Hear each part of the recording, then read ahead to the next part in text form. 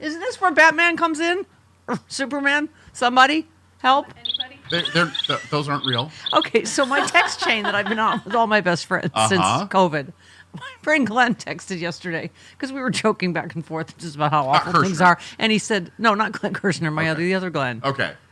Glenn of Glenn. Glenn of Glenn. Yeah, okay. right. Yeah. That Glenn. He said Attorney General Matt Gaetz. We were all like, that's funny. How about Boebert running DOE? What's that? Boebert going to run the Department of Education. That's the other joke going around the internet Is right it now. a joke? We'll see. Tulsi Gabbard is an active Russian asset. Allegedly. No, Hillary was right. Did I mention that about everything? That's when this nightmare actually started. It was back in... Mitch McConnell could have stopped this at the insurrection impeachment. Rapey McForehead. Yeah. Has been trending again. Thanks, that was ours. Yep. So the convicted rapist picked a sex trafficker. Okay. Alleged sex trafficking. Yeah, sure. Okay. Right. Just yeah. trying to keep our broadcast license here. They both have mugshots. Like we're going to have that anymore anyway. I'm so old I can remember when America had presidents and attorneys generals who didn't have mugshots. Look at that. Because, of course, the crook picked another crook. Okay, so now we're wondering why 2 days ago he's like, I need recess appointments. Or why would you need that when you have... That was Troy Nels. Right. Mm-hmm. If he tells us to jump up at 3 feet and scratch our heads, we're going to do it. Mm-hmm. Oh, my God. The Tulsi Gabbard one I'm really worried about because you think? Our allies are not going to be sharing any intelligence with now us. A warning? Oh, my God. Yes. Oh, who is it? Stuart Stevens said, a prediction, assuming we get through this period as a functioning democracy, there will be the first treason trials in America since 1949. Trump is giving functional foreign assets access to America's security. I mean, here's the thing. People that go, oh, well, this won't happen. Really? Why do you think he asked for recess? Remember Monday? We said, why does he need... Oh, you weren't here. What day is it? Whenever Today's it was, Thursday. It's Carl Frisch Day. It's Dana Day. And also Malcolm, though. That's what's throwing me off because he couldn't be here yesterday. I'm all thrown off. I wasn't here Monday or Tuesday, so this feels like Tuesday. But we were like, why would he need... He has the majorities. Why would he need recess appointments? I'm like, how bad are his nominations going to be? That bad. We found out. And like we were saying before the show, a lot of senators are not enthused by this. Really? Huh. That's weird. Okay, and also he resigned from Congress because the ethics report on him is due to be released. Tomorrow. Yeah.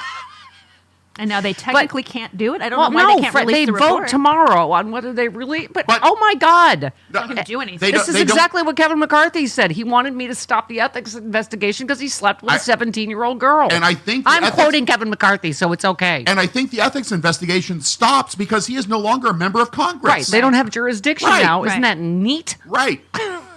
But they could still release the report.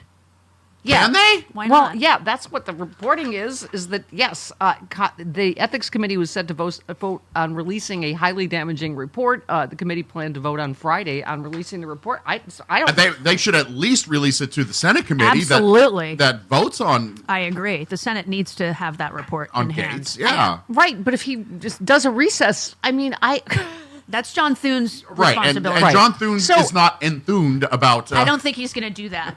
That's pretty good. Well, you hold it back a day. You're still a little rusty. That's okay. It was okay. Enthused? No, he's not enthused about it. About recess. All right, stop saying it doesn't get funnier on the second try. Yes, it does. I'm gonna ram it in without any lube. What was the one she did for a while that we didn't like? I forget. Don't bring it up, or I'll do it all morning. It was something about walls or something. I forget. It was bad. I can't remember. Okay. See, if we knew it, if it was Have good, I we mentioned remember that it. they both have mugshots? Right. Okay. And John Thune is not enthused about either one of them. Okay, stop it. What did I say about all the Batman villains? He's putting all the other Batman villains right back. So Batman's not coming. Joker's just going to put all the other villains in. Let them all out of prison. Arkham Asylum. Right, They've whichever let one. him out of Arkham, exactly. Just open the Ghostbusters box and all are coming out. Okay. You're mixing your movies and Yeah. stuff. Yeah. Okay, to review. Oh, well, that makes me feel better. Senator Susan Collins says she opposes Matt Gaetz' nomination. Well, And- that'll. yeah. Woo! Oh, yikes. And I think Susan Murkowski Collins does is too. concerned. Yeah, Well, that's then, the two of at least 4 that we need. then America is saved. Murkowski, doesn't like Yeah, Murkowski doesn't like him either. America saved on Susan Collins. Mild consternation. Okay, I just thought I'd give you fun facts to review.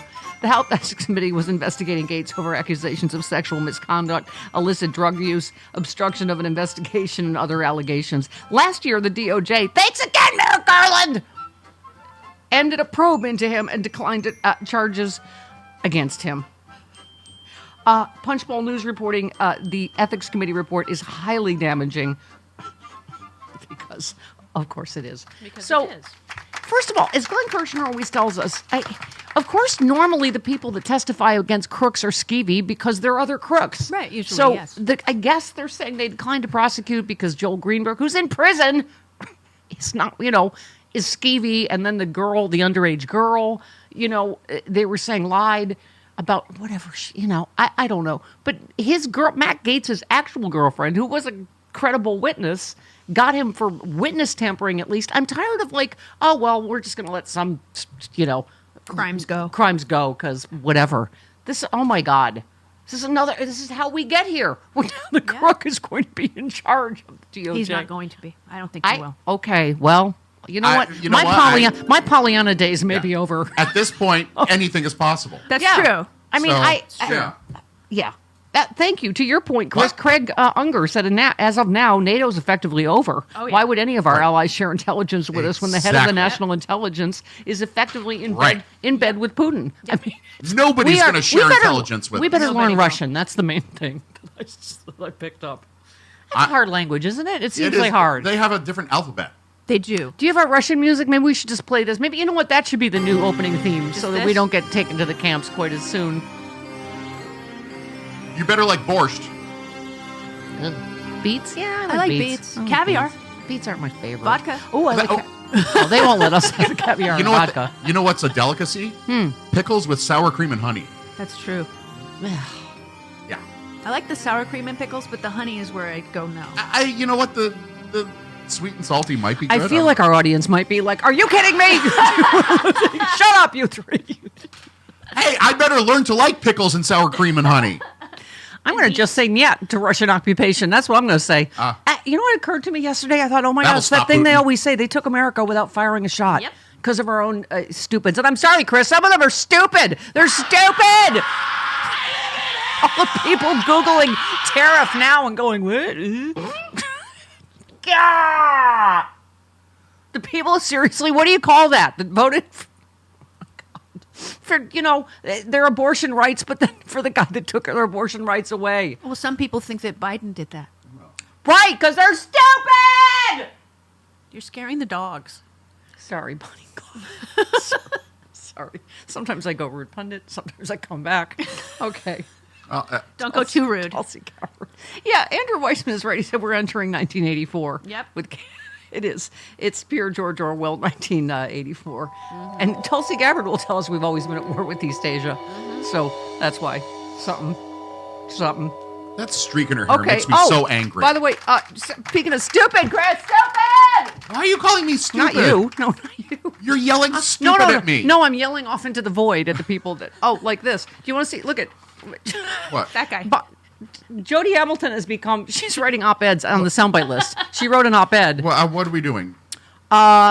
This is Abba Alawi. Bless you. Bless you. Thank you. Alina Habba is not going to be Bless press you. secretary. No. Thank bless you. She turned it down. She did. Well, I don't think she was offered it. bless her. She went to Mar-a-Lago to talk she to goes them to about Is she it. Mar-a-Lago going on- all the time. Is she going on Dancing with the Stars? Probably.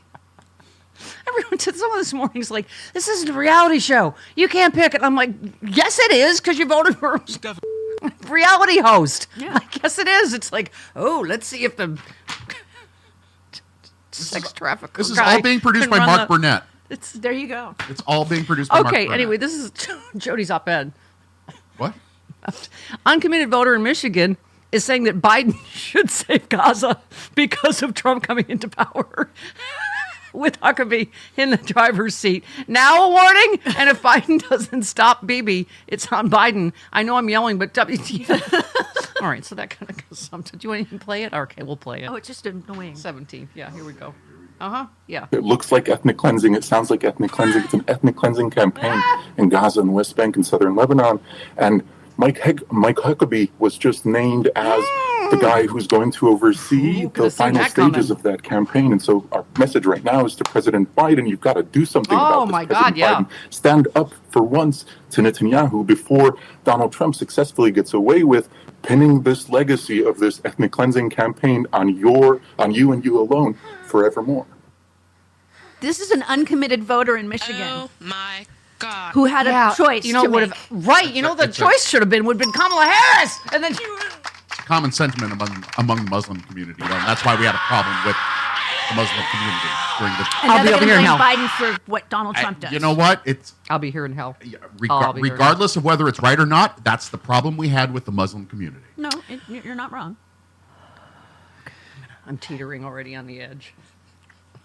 You know what would make it better? A song parody. Oh, that'd be okay. fun, don't you think? Really?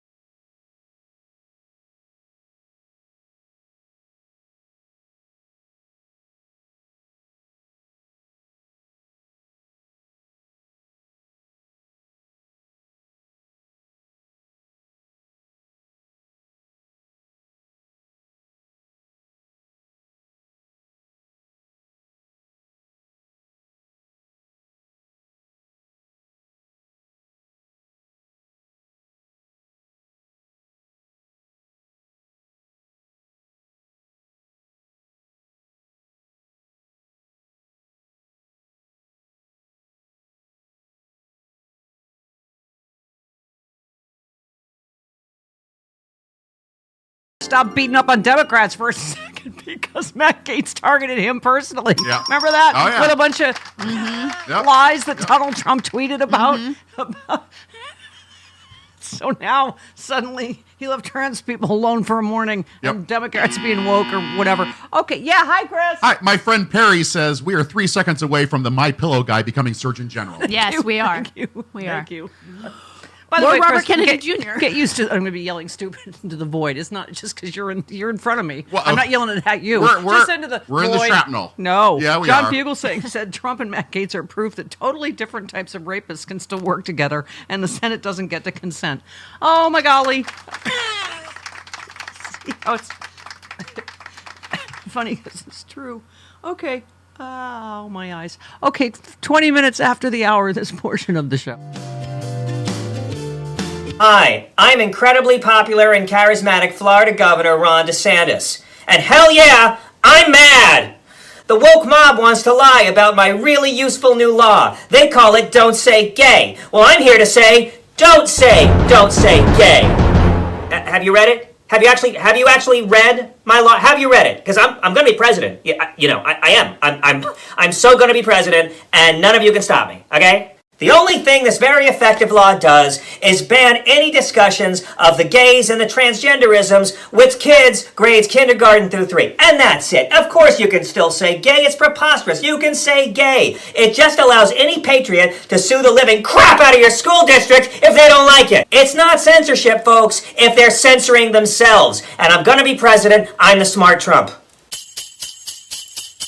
Some of you are wondering, does this law keep grades 4 through 12 teachers from saying gay?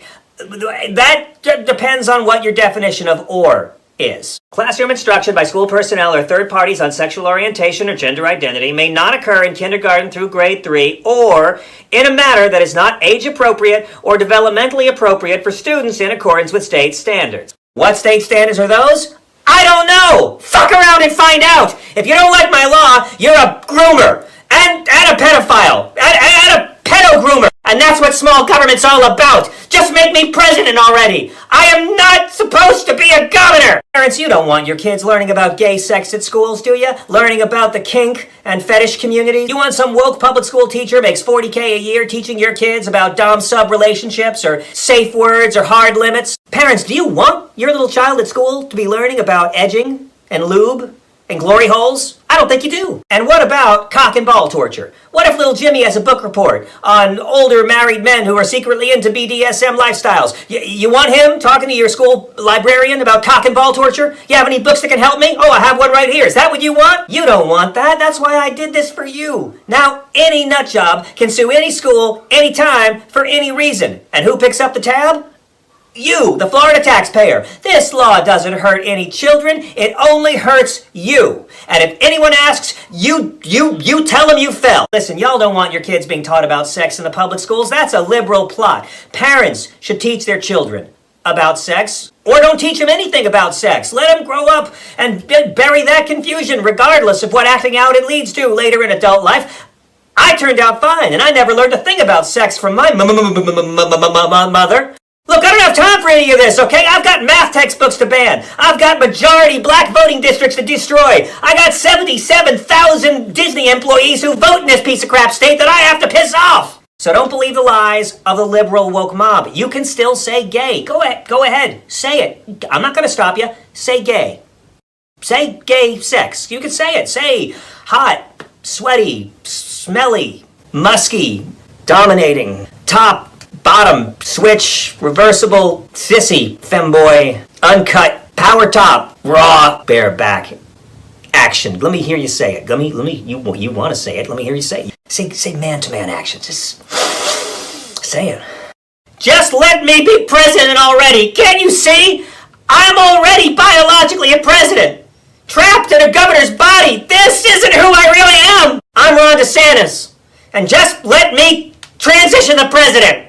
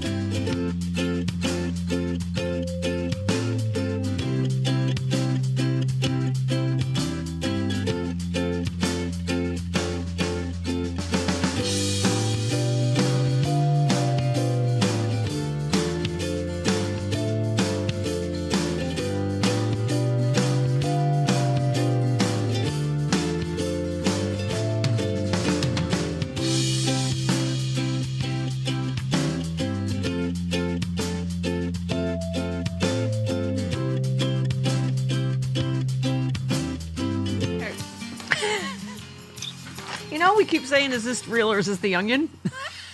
I just assume that you were with me, Chris, because that's what you like to do is mostly when I'm right at the edge of the cliff, and you like to just ping, ping. Yeah. Right over the... So you just said what now? The Onion has bought InfoWars. according to the New York Times. Yes, it's They and the plan to- Washington Post. Everybody's They plan to reporting turn InfoWars into a parody of itself, mocking weird internet personalities who peddle conspiracy theories and health supplements. Okay, I like it. I like it. I like Alex that Jones too. is mad, and He's that's the very mad. only Yes, silver he's gonna lining. sue to stop He's it. suing to stop the sale. Yeah, he's suing to Silver stop lining we have this morning. And the Sandy Hook families are all fine with it. They're fine with it. All right. Well, we'll check in with Attorney General Matt Gaetz or Director of National Intelligence Tulsi Gabbard later. They Are haven't- you sure it's a joke about Lauren Boebert? It's right now. It's a joke. Secretary online, of Education. But it could be. It could be a She'd thing. be better at labor because we know she's good with jobs. You know what I'm saying? Hey, it's a handy J joke, everyone. That's the other joke going around. That is the other joke going around. Oh, well, I didn't even. I just woke up, so I didn't know that. All right. By the way, you know what? All we can do is swear now.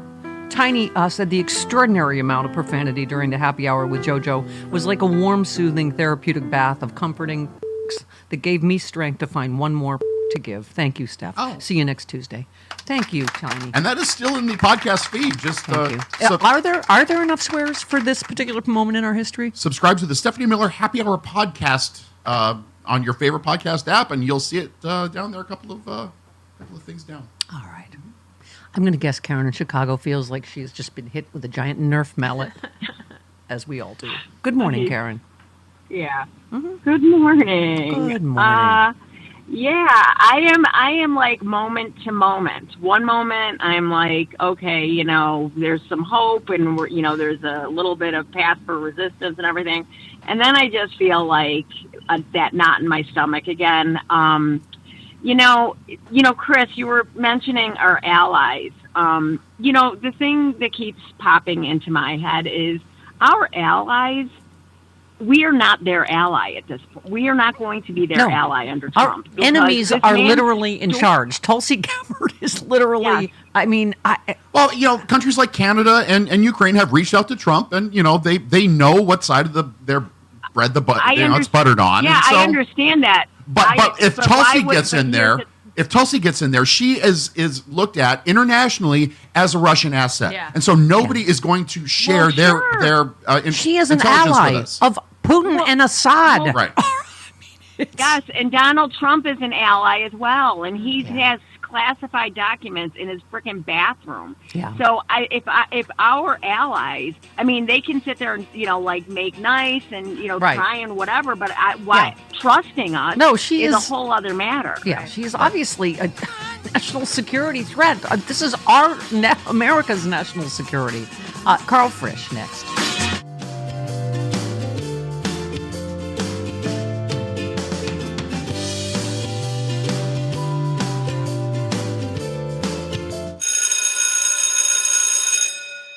Hi, I'm Matt Gaetz, former congressman and distinguished statesman. Can you believe the deep state totally canceled me just because I'm a patriot who likes to party? Does that suck ass or what?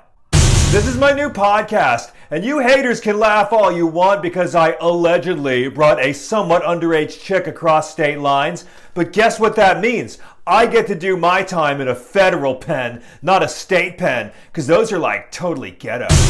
So I'm doing this podcast because the accusations against me are the greatest miscarriage of justice since a bunch of Black Lives Matter thugs attacked our Capitol on January 6th, disguised as white Trump supporters.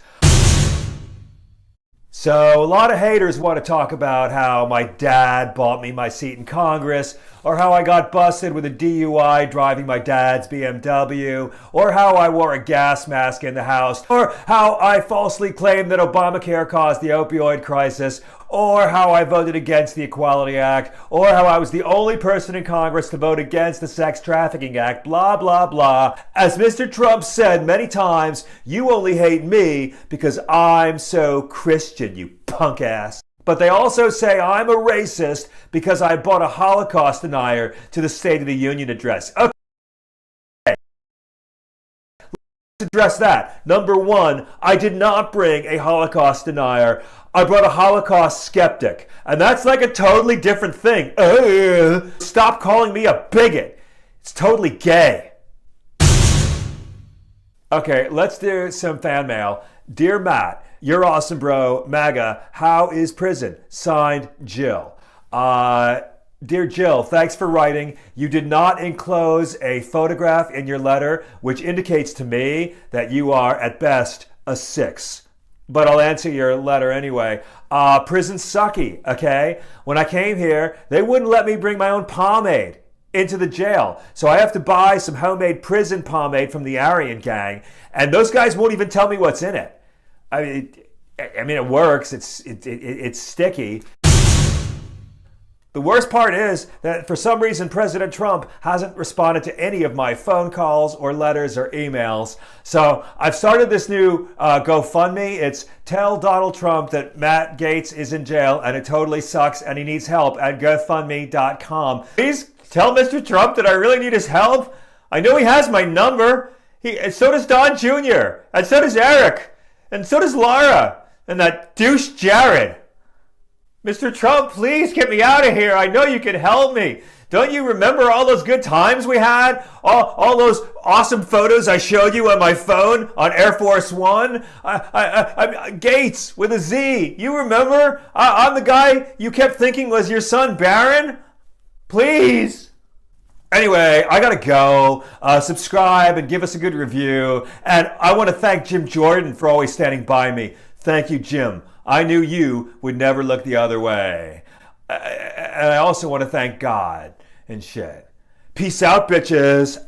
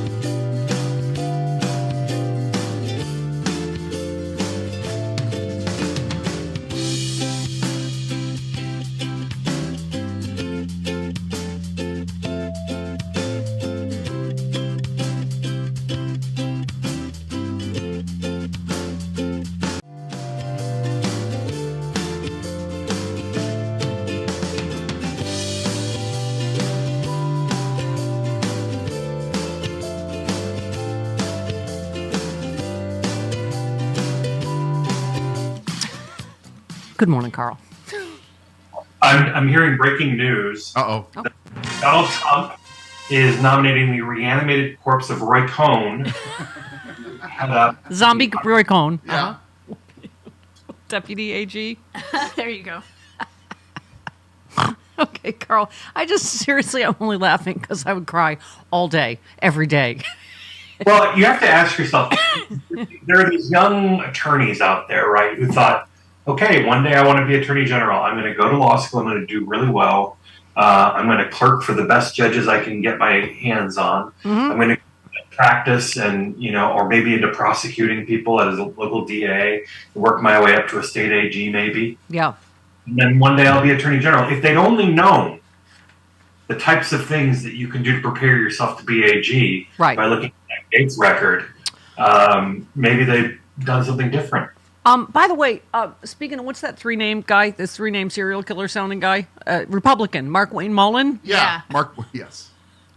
He's he's apparently hated by everybody, Republicans and Democrats. He's a Republican, and he said he's not qualified for anything because he used to show us the pictures of girls naked on the people, floor, yes. and also that he would crush up erectile dysfunction medicine Yes. and chase it with energy Alcohol, drinks yeah, so with it, he yes. could go all night with the underage girls he was presumably trafficking. But that was, I don't know, did you see that tape? He was everywhere yesterday, Mark Wayne Mullen. Yeah, talking about Mac.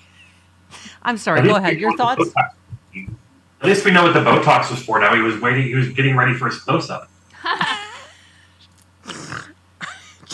I can't.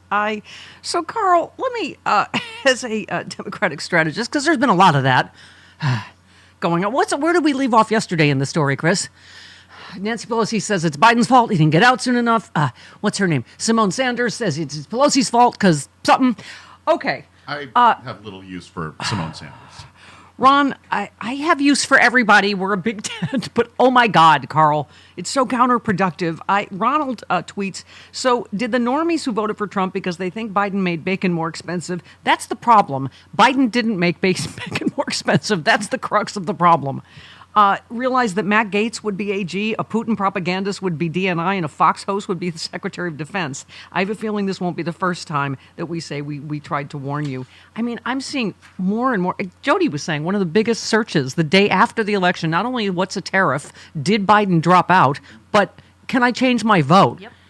This one from Jane tweeted, my Foxer MAGA mom is flipping out about Trump's picks. Mom, Jesus Christ, how did we get here? Me. You voted for the SOB, Mom, but not this. Me. I warned you. Mom said she had to hang up and eat ice cream to soothe her soul. No joke, unfortunately. Yeah, it's sad. I mean, everyone from Paul Krugman and other top economists, Carl, talking about what we all tried to say, tariffs and deporting half our workforce is going to do to prices.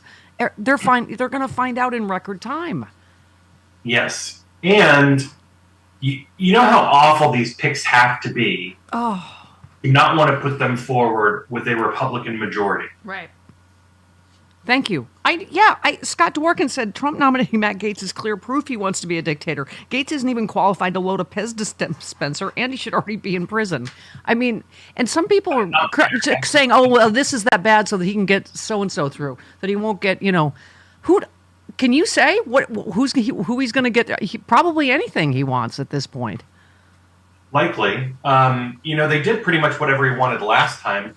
And they, at least there were some quasi grown-ups in the room that would slow things down from time to time, right? Yeah. So I have every anticipation that, look, one of the things that's interesting to me is that the leadership race in the Senate, they went with Thom, which you would think means that it'll be like it was with McConnell. There'd be a little bit of resistance, whatever. Right. They said, screw you. He said Rick Scott, and Musk said it's Rick Scott because Musk has to get his stupid doughy face and everything now.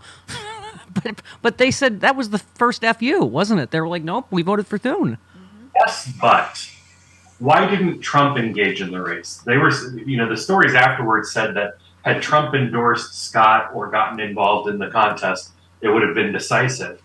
I think that A, Trump didn't want to risk political capital, and B, Thune agreed to do whatever the hell Trump wants. Yeah. Just Yeah. I found it. Chris, who said there's a reason why no one in Congress came and defended Matt Gaetz, because we'd all seen the videos he was showing on the House floor that all of us had walked away. Of the girls he slept with, he would brag about how he would crush ED medicine and chase it with an energy drink so he could go all night. Who said that? Atom Ant. No, I just told you before the thing. Republican Senator Mark Wayne Mullen. I mean, I don't know what to say about this because I get some people are still in a normal world going, oh, he won't get through. Well, obviously, that's why he asked them to pledge for recess appointments 2 days ago, right? Yes, 100%. If people thought that more norms wouldn't be crushed, they are wrong. This is what it's going to be like for the next, however long. I'd say 4 years, but who knows? It could be longer. Yeah. So, Tulsi Gabbard, Russian asset. So we have an actual, enemy. Is there anyone that is going to be able to, because that, again, as we were saying, is America's security. They obviously, whether it's Secretary of Defense, Attorney General, DNI, they're not going to be looking at protecting America. They're going to be looking at going after Trump's enemies, obviously, and protecting all of, Trump's crooky friends again. Right, and it's one step away from the people that were paid off by the Russians, like the right-wing media folks. So, it is debilitatingly awful, and you have to laugh at how crazy it is. But it should be giving all of us a wake-up call that we've got, about 2 months to rest up and get ready for the next 4 years. And bite it off in, digestible chunks the next 2 years before the next congressional races. Yeah. I mean, our friend Joe Walsh said, when you voted for Trump, you voted to put Tulsi Gabbard, a Russian asset, in charge of our nation's intelligence. That's what you voted for. Congratulations. Kurt Bardella said, if anyone was shocked or surprised by any of the announcements being made by the president-elect, you haven't been paying attention. This is exactly what was promised, exactly what was promoted, exactly what was campaigned on. If you didn't see it coming, you're blind. I mean... Every single person that he puts in his circle are going to be people who will do whatever he wants this time. There's a reason why he went through 5 or 6 Homeland Security secretaries in 3.5 years. Yeah. Because he doesn't do well with people who resist or push back or give counter opinions or present him with factual information or ask him to read or ask him to consider another way. He doesn't deal well with anybody who just won't do what he wants. Yeah. Oh, to your point, Chris, it's going to be a very rousing guess the quote. Okay. Strap in, Carl. Who said my vote to acquit Trump should not be viewed as an exoneration. What former President Trump did to undermine faith in our election system and disrupt the peaceful transfer of power is inexcusable. Mr. Spacely. No, that was a good guess, though. You thought that's what but see, that's how I threw you off. No, that was John Thune. Oh. Who is now Thunely enthusiastic about... Enthusiastic? Yeah, about Donald Trump. Who said what former President Trump did to undermine faith in our election system and disrupt the peaceful transfer of power? Once again, inexcusable. Mr. Slade. No, it's same guy. Thune. Okay. Thune. Okay. So, Carl, where are you in the circular firing squad of what Democrats need to do now? First of all, I'm like, they voted for this, and we're supposed to keep beating ourselves up about what's wrong with us. It's like, sorry, I don't want to be a racist, sexist, horrible, despicable felon traitor that voted. I don't want to. That's the thing. It really, should we be more like Trump or his supporters? Like, what's the answer, do you think? One, I don't think it benefits us to attack each other. But I would say what I think needs to happen going forward is that we need to be very clear in our economic messaging around what we support. And that is a working families agenda, right? And I think the Harris campaign did a very good job of painting that picture, but they only had 2.5 months to do it. And I'm not going to blame Biden for getting out when he got out. That ignores how long of a process planning these campaigns is. And it also, how unprecedented that decision is. But the Harris message on the economy worked well in focus groups and with voters. I don't think it had long enough to have an impact. Unfortunately, I think for, about 2 years, we as Democrats spent our time saying, no, inflation is coming down, record low joblessness in this country, which are both true facts. But for anybody who's being impacted by the cost of groceries or gas or heating their home or any number of other, kitchen table cost issues, it kind of flies in the face of that. And Democrats had an agenda to deal with those issues. That should have been the front and center economic message, rather than stressing over and over again things that people just don't feel impacting them. Yeah. Well, and by the way, we've said, and people a lot smarter than I have talked about that being also, it's just disinformation. They just have such a giant megaphone to tell people things are terrible. Joe Biden's terrible. He's too old. I mean, you're right. It was kind of a perfect storm. Primarily, it's like circular, right? Whether it's the media and then Democrats and then polling numbers and then so everybody, as I always say, Carl, everybody's right and everybody was wrong. I mean, Lawrence O'Donnell said no one's ever replaced a candidate this late and won. So you're right. Part of it is that we don't. If we're going to say we're in a bubble, it's that we marinate in this. Most people, as evidenced by the Google searches, they don't pay attention to any of this. And so that's why it wasn't long enough for Kamala Harris to introduce herself to the American people and her policies, because they don't pay attention. And so we think, well, they must understand these basic facts. They don't. No, and I think it's very hard for people who are engaged like we are and surround ourselves with people who are engaged like we are to grapple with the idea that for some people, being engaged is not in this level of interest in the political system is not on the radar. I often describe it as once that light switch is turned on in somebody and they pay attention for the first time. When Trump was elected the first time, my younger sister, who I no longer call little because she's in her 40s, my younger sister started going to marches and protests about Trump. It was the first time she'd ever been engaged, and that switch will never be turned off again. Right. So I don't know what it takes to turn the switch on for people, but I do know that for people who don't have that switch on, they're extremely malleable when it comes to campaigns if they end up voting at all. Right. Yeah.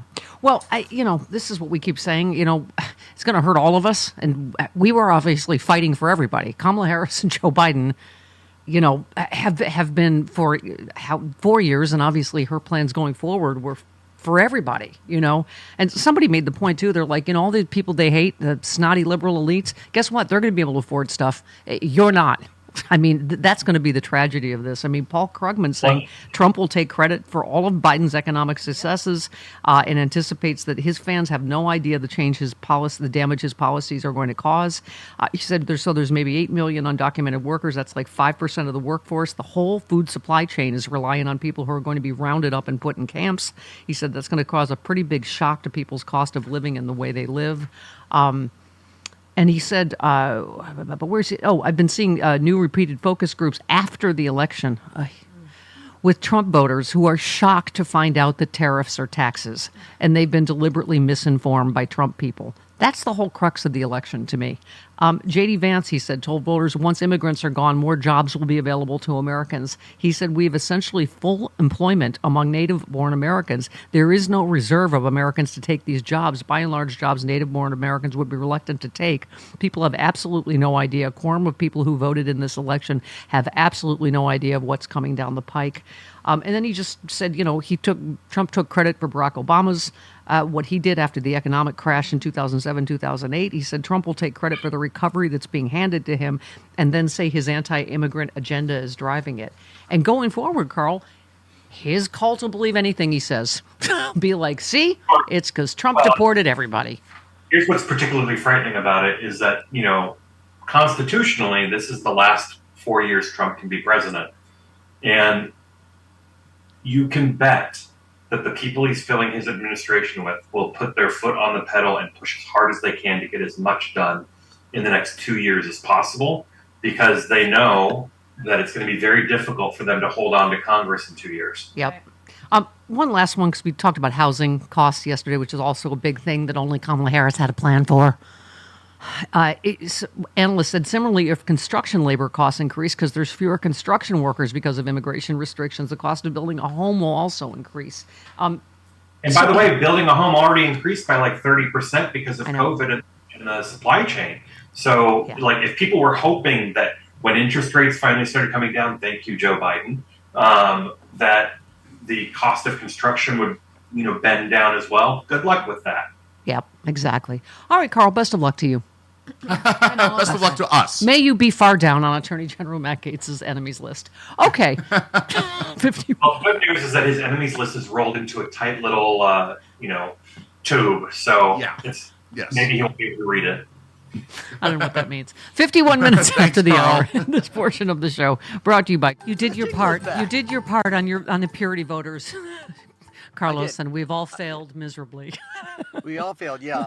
Now Mr. Huckabee is going to be in charge of their affairs. Woo! Good luck. Yeah. Who believes But, Palestinians literally don't exist? Yeah. That's what he said. We tried to warn you, but yeah, the blame game is weird. I still maintain that I'm back. I don't know if I'm back fully, but Yeah. None of us are. yeah. I mean, Don't you wish you is- were the person that you were last Monday? Remember? Yeah, I was very supportive. I was very into it. I go through moods. Depends on what drugs are working. In a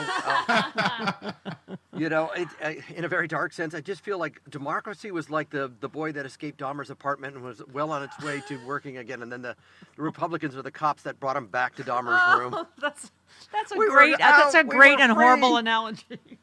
I know it's very dark, but in my darkest sense, that's what I feel like. We were rid of him. Biden won. We were going in the right direction, and now we're John Candy in freaking Planes, Trains. You're going the wrong way. You're going to kill someone. See, I went dark series to happy movie. There you go.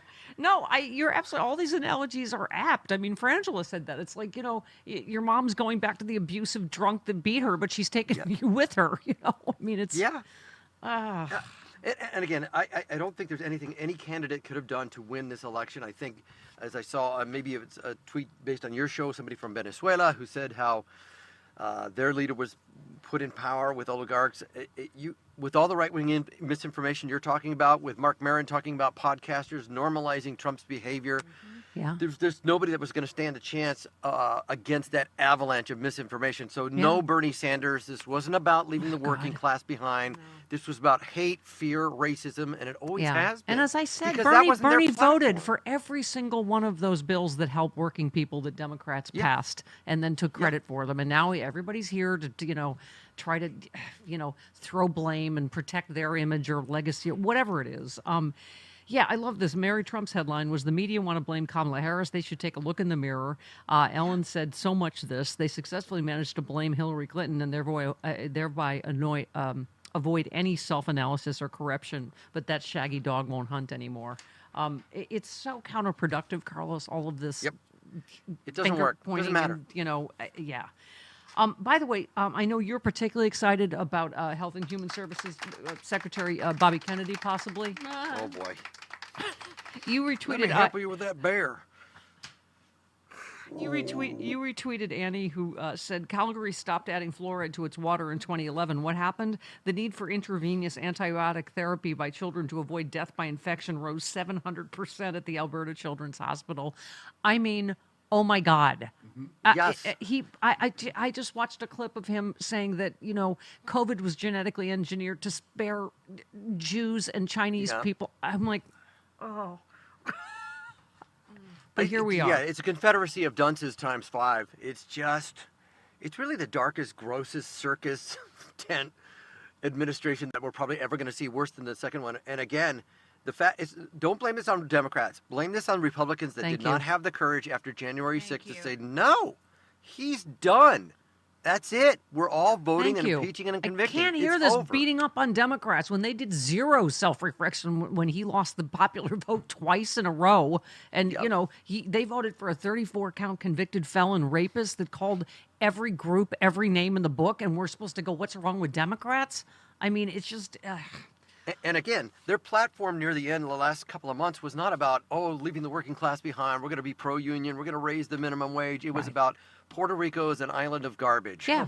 Whatever's wrong, hate, prices, fear. it's all brown people. All brown people. They're taking your stuff. They're taking your hurricane relief. They're coming to kill you. Yep. Yeah, your rights will be taken away. This country is going to no longer be going to recognize it. So, yeah, I don't buy that it was about economic policies, leaving the working class behind, or anything Bernie Sanders says. I'm sorry. I think he's clinging to an ideal that's just gone. Yeah. It's gone. Yeah, Anne said, I'm hoping we don't all die of polio and COVID and everything else that Bobby Kennedy Jr. won't allow us to be vaccinated against. And avoiding COVID for 3.5 years. I've had it twice since October. I never want to get it again. I also don't want polio. It's so interesting. I've Rob and Trish of Robin Trish. Yeah, both got COVID recently, and one was up to date on their vaccines, and it was much, much milder, and the other one wasn't.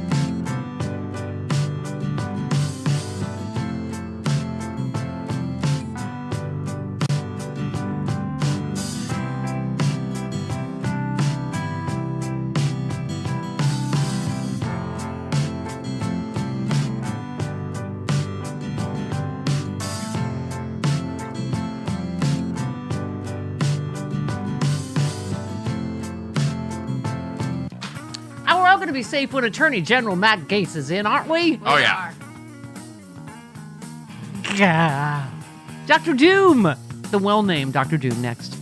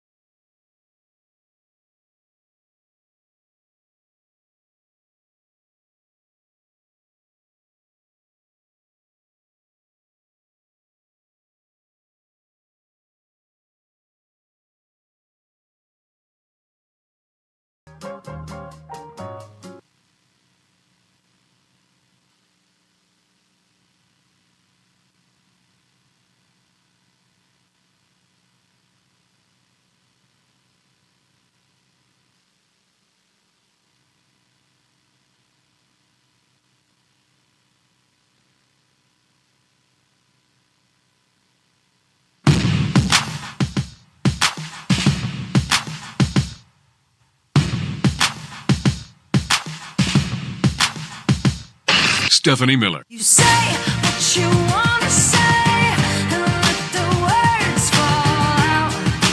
Honestly, I want to see you be brave. What you want to say and let the words fall out. Honestly, I want to see you be brave. President Zelensky, thank you so much. Before you go, if you want to share, what keeps you going? Do you ever feel defeated? I have a lot of power, but even feeling strong and have a lot of energy, it doesn't mean that we want to fight all our life, because the price is high. One more, President Zelensky. Like I said, because the war takes the best of us, the best heroes, the best men, women, children. That's it. But we are not ready to give our freedom to this terrorist Putin. Yes. That's it. That's why we are fighting. Oh. That's it. He said that Yes, he did. He dropped an F-bomb. And now, as he tweets, a person who Russian state TV once called our friend Tulsi is on the cusp of being named Director of National Intelligence. I wonder... Dr. Redlener has it. If I'm going to get bad news, I want it from him because he's very handsome. Dr. Erwin Redlener joins us now. MSNBC medical expert. Dr. Erwin Redlener. Here he became Dr. Doom. Dr. Erwin Redlener is the founding director of the National Center for Disaster Preparedness and senior research scholar. Dr. Doom. Well, you're never going to get rid of that name now. Yep. No, that's fact. I've completely embraced it, Stephanie. It's like, I don't know. What's the next stage, by the way, after Dr. Doom? Is there like another, do we go on to another Disaster. level? Disaster. Yeah. Dr. Armageddon. Apocalypse. Dr. Apocalypse. Rapture. First name Apocalypse, last name Dr. Rapture. End of Days. Dr. End of Days has a word of, I don't know. And we were watching those potential, or those appointment nominees that Trump has in mind, and a lot of head shaking, just like this can't be true. And then you got Matt Gaetz coming through the gate, man, and you got as bad as it can get, I guess, right? If I don't know. Oh, I wouldn't say that. Oh no, He's like not even in yet. That.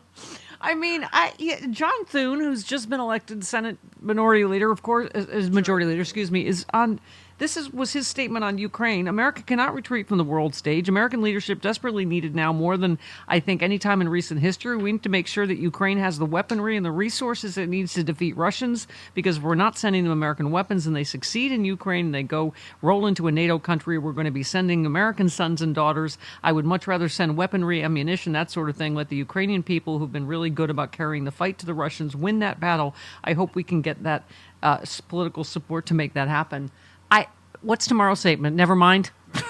Trump says no, because Putin's actually in charge now. I mean, this is, like I've been saying for how many years now, Doc, this story in our history is also about the complete and total capitulation and cowardice of the Republican Party.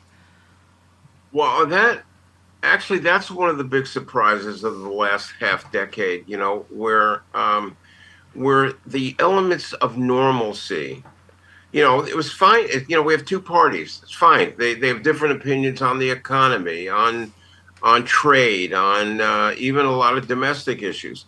But those were differences that were a matter of perspective, not a question of patriotism, which is what we have now. We have American leaders, elected officials in the Senate and the House and the White House now, that openly disregard American values and American principles and American positions that defended our ability to say out loud, we care about people, we care, we want freedom, we want democracy.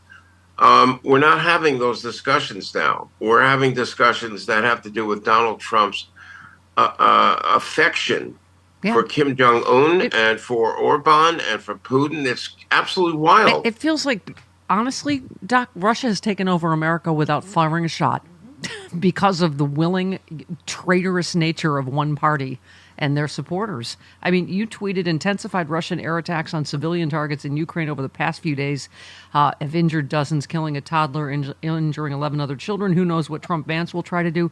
Oh, I know. But we do know, you said, as the POTUS-elect is BFFs with Putin, reason to be worried about the future of our democratic ally and the rest of the world, frankly. I mean, just take a listen. This is Boris Johnson. Of all people. Yeah, exactly. This is a very nervous moment because, now we're going to see. I don't think, in truth, that I think there is a sort of faction in the Republican Party that has a strange kind of, weird sort of homoerotic fascination for Putin, which I personally don't share. There's guy always, there's some of these people who, think he's an all-round kind of stand-up guy and they love his manly Christianity and all this stuff. Boy, for a bunch of homophobes, they sure are gay for Putin. He's correct. Oh, boy. So you also tweeted, I'm not prepared to do a deep analysis of what went wrong for Dems. I am prepared to say the people who voted for Trump need to understand who else they've actually delivered at the highest levels of U.S. government. And I think people are finding out in record time, Doc, they didn't vote for this. And I don't know why, because he told you. But you said the robotic anti-Ukraine perpetrator lies about pet-eating immigrants. Next president-in-waiting J.D. Vance, architect of family separation and children in cages. Stephen Miller, soon to be released from jail. Violent insurrectionist Proud Boys leadership. Former Trump national security advisor who lied to the FBI about illegal interactions with the Russians, Michael Flynn. And the anti-science, anti-vax conspiracist Bobby Kennedy Jr. And you just said, rest assured, many of us are ready to fight the dark side with everything in our power. I am not going to lie down and die. You are still trying to fight the good fight for kids in Ukraine. Yeah. I mean, that's all we can do, right? I mean, it's like the problem is this is a multi-front battle because the domestic issues that are perpetrated by the likes of Bobby Kennedy Jr., who's completely out of his mind, and a really big, fat liar. They're perpetrating this BS that the vaccines for children that have saved unbelievable numbers of lives have never been tested for safety or efficacy. That is an outright flat lie. They've been tested and tested extensively in the most rigorous of scientific methods. And he's trying to sow doubt among American and global parents that somehow the vaccines are harmful when they're actually lifesavers. And the price that we'll have to pay for this is very steep. We'll be counting the price in the lives of children. It sickens me, really. And we've talked about it, it's infiltrated everything, obviously Trumpism, in terms of the populace itself, the judiciary. I mean, I saved this story for you because, of course, Fox News is going crazy over this. Catholic woman fired for refusing COVID vaccine wins over $12 million in Michigan court. A Catholic woman who was fired for refusing the COVID vaccine was awarded close to $13 million after suing her former employer, Blue Cross Blue Shield of Michigan. A federal jury in Detroit ruled in favor of her religious discrimination case. Her lawyer said she had worked remotely during the pandemic and was on a hybrid arrangement prior to the COVID outbreak that should have excluded her from the vaccine policy as she posed no risk to others. I just feel like this is, as you know, we're going to have another pandemic. And God help us, what's going to happen next? There is no, because you're right, they have no sense of there's any public health, that you're a danger to others, right? Right. I mean, I'm sure she didn't never leave her house. You know what I mean? Right. This is the difference between health and public health. Right. And health is your responsibility. Public health is society's responsibility. In other words, you cannot go around, for example, think it's okay to drive when you're drunk. Right. I mean, it's you in your car, and why is somebody infringing on your freedom to drive like a maniac under the influence of alcohol? And it's because we're trying to make sure that other people don't suffer because of your decisions. Yeah. So when you don't vaccinate your child against measles, and your child gets measles and goes to school and infects children who have not been vaccinated yet, you are harming the public's health. We just can't have a civilized society that lives like that. We just can't. Well, I mean, that's what I mean. It's when you just, what does someone say? Oh, this is as bad as it gets, right? I'm like, don't say that. No. I mean, no. another pandemic hits, there will be no vaccine, masking, distancing requirements of any kind. There's some bird flu eruptions out there that there's some bird flu eruptions out there that I'm a little bit concerned about. Could be worse. Could be raining. I know. Can we just say quickly, because in terms of your thoughts, Doc, about fighting back and about not giving up, Dino Badala said newly minted Senate Majority Leader John Thune promises to act on Trump's quote-unquote mandate with an ambitious agenda. Reality check, Trump did not get a mandate. Trump barely got 32% of the vote of eligible voters. Not even 1/3 of Americans support Trump or his agenda.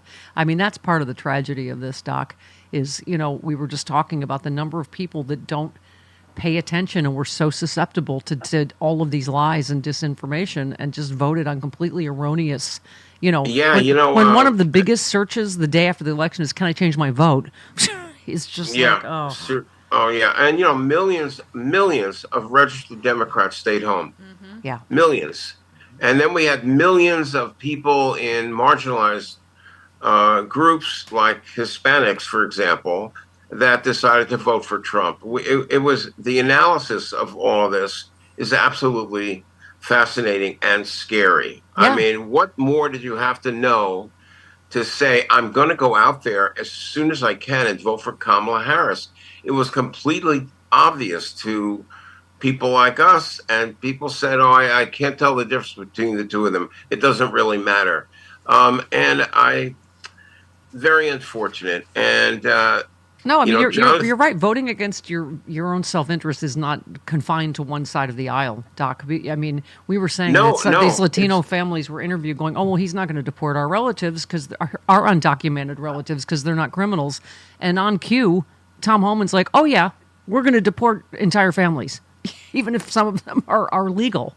I mean, and by the way, this whole deportation idea may be among the biggest travesties of this next Trump administration that we're going to have to really pay attention to.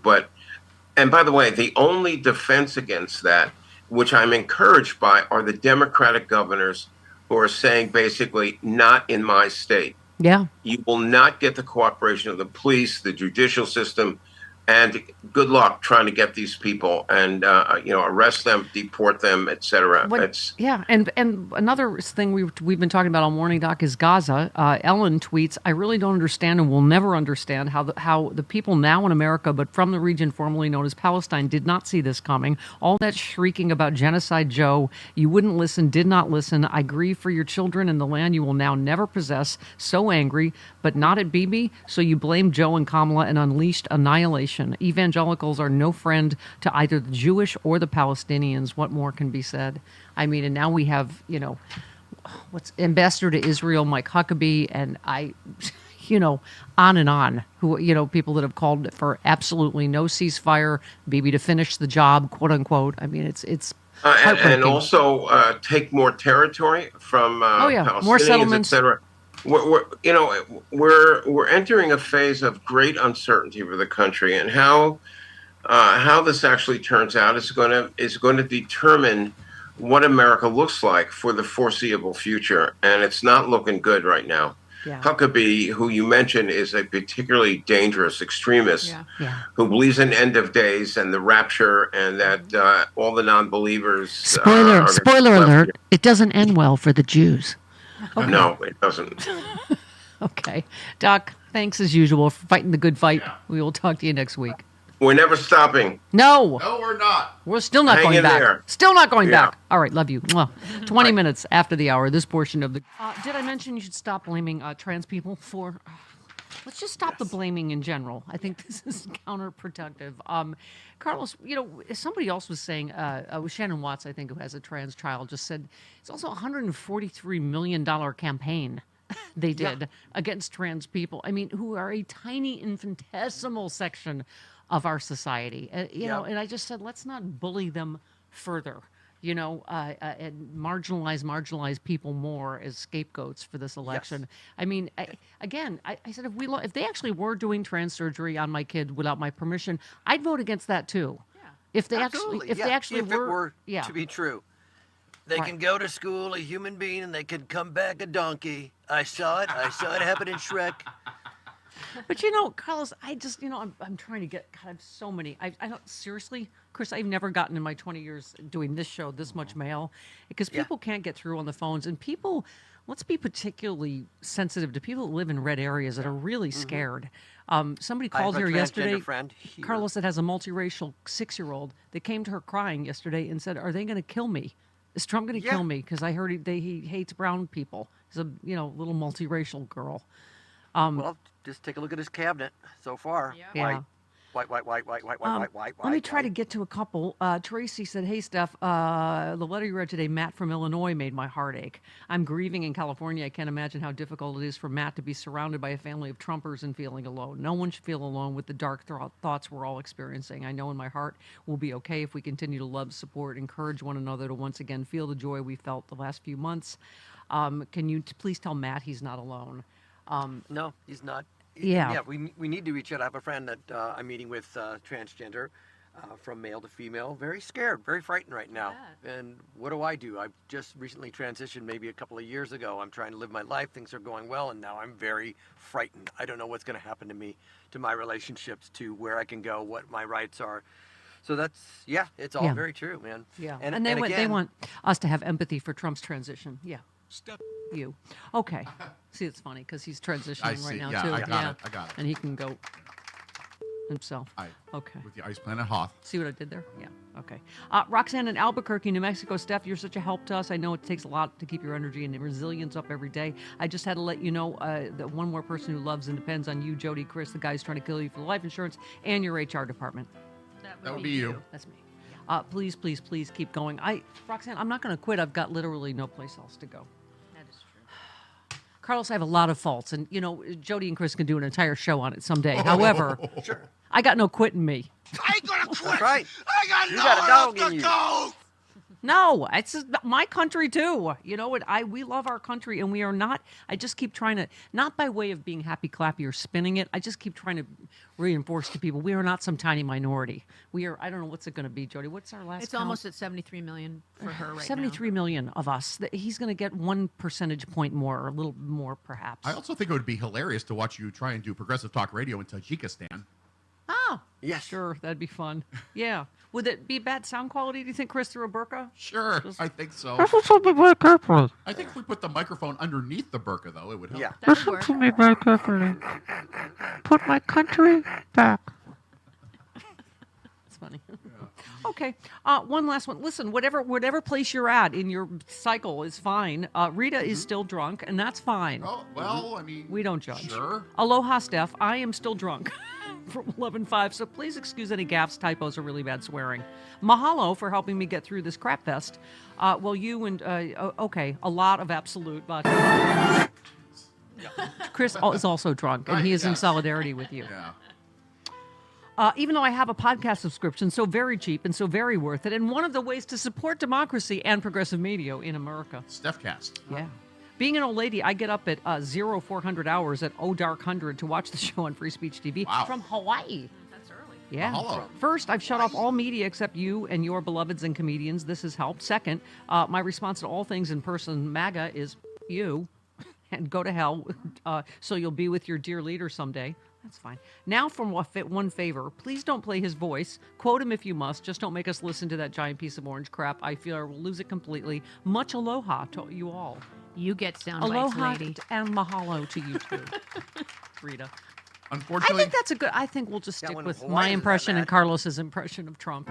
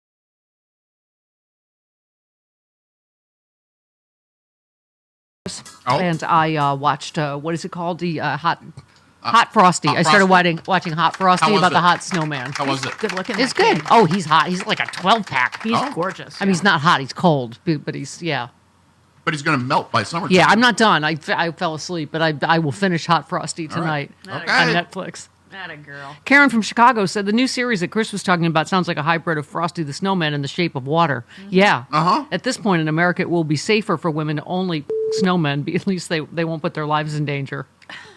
True. That's true. Okay. Someone did a meme on the Twitter's my new state of mind. The tolerant left? No, they're down the hall. We're the often die, you racist mother or left. That's Okay. me. That's me. Oh, like Thom, that guy. That's the main reason I'm staying on Twitter. A, it annoys people. And B, it annoys the maggots. And I'm not going to stay in my bubble. I'm going to stay, because Thom is the one that calls me a bulimic ditch licker every day. Bob Seska yesterday, I sent this to Bob. He said, what would Wednesday be without Bobby the Bone Smoker Seska? Wow. When did he start doing that? And I sent that to him. And I said, because I'm a bulimic ditch licker, obviously by association you are a bone smoker, despite the fact that you are the hottest blonde woman in the world. Right. I said you are both a fag and also you are sleeping with the hottest blonde woman ever. So he likes the pork whistle. Apparently, Okay. according to Thom. All right. Thom would know? Hi, Thom. Yeah, how would Thom know? Yeah. I haven't heard bone smoker in a while. I've never heard it. And I am one. Mike in Maryland. Hi, Mike. Good morning, family. How you doing? Hi. Thanks Smoke your for bones if you got 'em. taking my call. Hey, listen, Chris, I got a bone to pick with you. Uh-oh. I'll lead up to it by saying this. For those non-committed and the folks that are now Googling, how can I change my votes? You chose kick rocks with flip-flops. Chris, why should we have any compassion or worry about how we speak to these people? But for the last 8 years of Donald Trump, they have shown nothing but contempt. Because we lost? So therefore... Really? So I got to tell the guy that calls me a bulimic ditch licker that, oh, I'm sorry, you were right and I was wrong. I love you now. We lost. No. Exactly. No. Okay, Exactly. then we're going to keep losing. No, we're not going to No, keep we're losing. not. But that's why we're losing, because we're too busy playing the old game. And the old game is let's be nice to them while they pick up Yeah, the I agree with you. Yeah, every- Chris is wrong. Go buy Chris is wrong t-shirt. StephanieMiller.com. The game you played, you lost. Malcolm Nance next.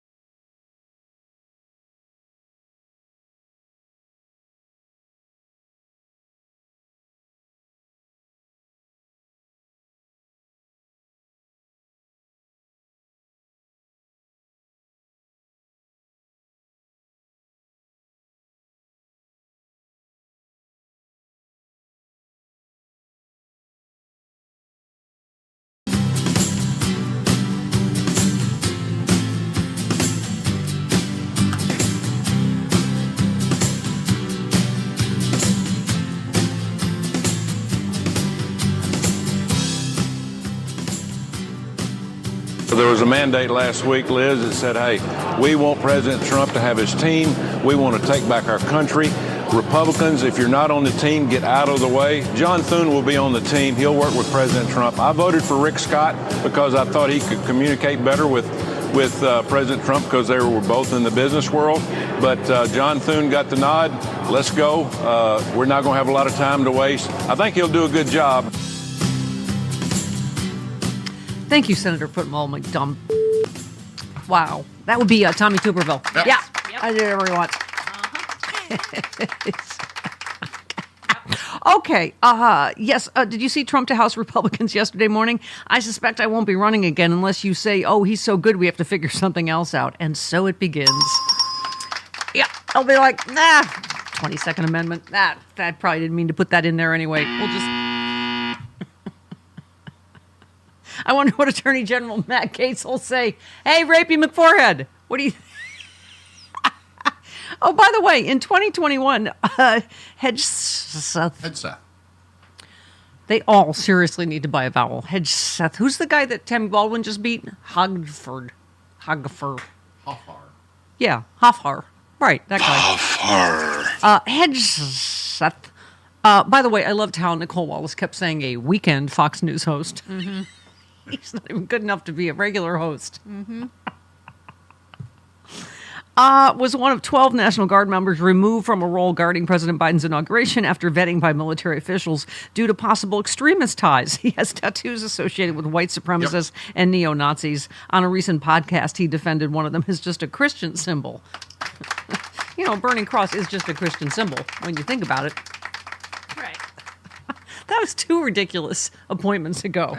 Okay. T-Pain says, joke's on you, MAGA. You voted for Trump because of the price of rent, milk, and eggs. The 3 things at the bottom of Trump's priority list, rent, milk, and eggs. Amy Siskin says, tame inflation report this morning coming in at 2.6%. Enjoy the end of the Biden economy. It's not going to go well with Trump and his chaos agents, and we will be reminding you constantly of how good it was. Yes, and then, right, then he'll still blame Biden even when, right? Yeah, Absolutely. something. Okay. We're waiting for Malcolm, who is on assignment somewhere. Right. Secret. Okay. Yes. Who says this? Hope tweets, yes, pundits talking about Biden's approval rating is the main reason Harris lost. Why did they think Biden's approval rating was so bad? Disinformation. Thank you. It all comes full circle, right? Did you want me to get to the Chris is right? Listen, I don't care if you think Chris is right or wrong, as long as you buy a Chris is right. You know what? Just for safekeeping, buy a Chris is right and a Chris is wrong shirt at StephanieMiller.com, and everyone wins. You only need the Chris is right. Everyone wins. I don't ever read the mean emails. The Chris is wrong. I only read mean emails about me. Getting a Chris is wrong shirt is superfluous. David said, Chris is exactly the voice we all need to hear. Also, I'm sorry, I just had something went down the wrong. Something's pipe. in your craw, is it? Also understands it's Do you have a pork whistle in there or something? I got a pork whistle stuff from a hot frosty. I watched a movie about a woman, a snowman, based on your recommendation. And you last liked night. it. And she likes it. Everything's relative now. Okay. Also understand it's his job to be devil's advocate to help Stephanie get her point across. We all need to sharpen our debate skills. Shutting off opposing view only helps the opposition. Whatever. Okay. What was opposing about my view? Pardon me? What was opposing I don't about know. my view? I don't know. Where are we? Daryl says, although I agree with Chris's change the strategy initiative, how would lying about Donald Trump help when the truth is so awful? He gave simulated fellatio to a mic holder, for God's sake. Hashtag Chris is right. Hashtag Chris is always The truth wrong. isn't working. Well, but how is but he's right. Why would we have to lie? Well, the truth is like... The truth didn't work. So what lie would you make up? I don't know. I have no idea. But the truth didn't work. Okay, Melania. Nobody cared Snowmen. Nobody cared about the truth. And this one, oh Jesus, Stephanie, please let Chris host your show for 90 minutes weekly. No.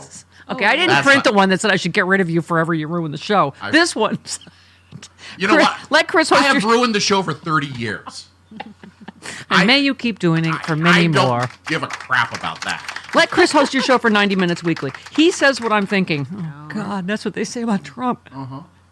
And he actually understands how to fight back, whereas you are still rather clueless, clinging to what hasn't worked. A weak Democratic Party is never going to win. I beg your pardon. I am an alpha liberal. How dare you? Why am I reading? Who still clings to the old messaging? I'm not clinging to the old messaging. I'm just over here. Mom and Dad are fighting. Oh, Lonnie had to hear one of our fights last week. I know. He told me. Guessed at Thanksgiving. It's to the disinformation point. Again, I keep saying I would be. If they were believing things that were true, then we lost a fair fight. We didn't lose a fair fight. Joe Walsh said, imagine if during the 2020 campaign, Mark Zuckerberg came out and publicly endorsed Biden, used his social media platforms to push pro-Biden information and spread disinformation about Trump, spent millions of his own money on pro-Biden PACs, and then campaigned his butt off for Biden. Then when Biden won, Zuckerberg became Biden's closest advisor, setting up camp at the White House. I'm just wondering, would Hannity and the rest of the right-wing media world be upset? Would Trump's supporters be upset? I mean, it just, our heads will explode with the, if our side had done an iota of, okay. Let's go to Thea in North Carolina. Hi, Thea. Hi, everyone. I'm not as cheery as I was the last time I spoke with you. It's been really hard for me, and it's all what you're saying, Steph. It's disinformation. I have so many Republican Trump friends.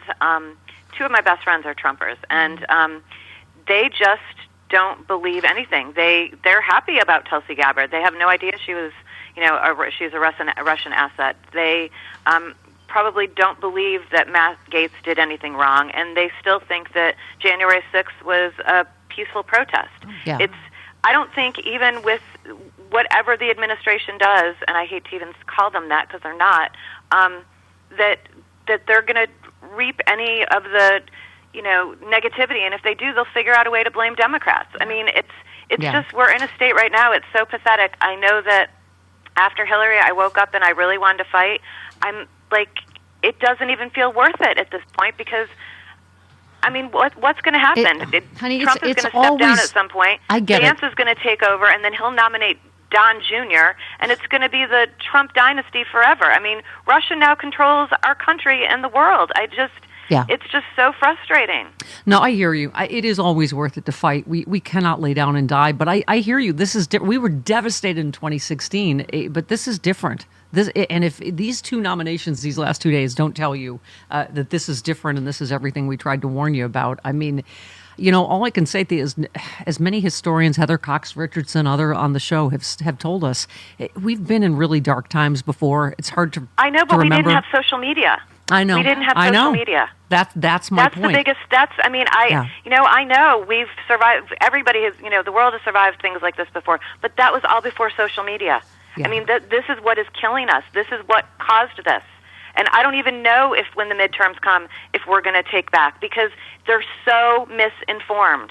Yeah. And nothing is being done about it. Yeah. And like you said, or actually I think it was Tom Hartmann said he, asked Tom Steyer, years ago to take some money and buy a left-wing radio station. Yeah. Why didn't Oprah do that instead of investing in Weight Watchers? I mean, this is crazy, No, and Thea, I don't see a way out of it. And I'm going to, you're getting us through all this.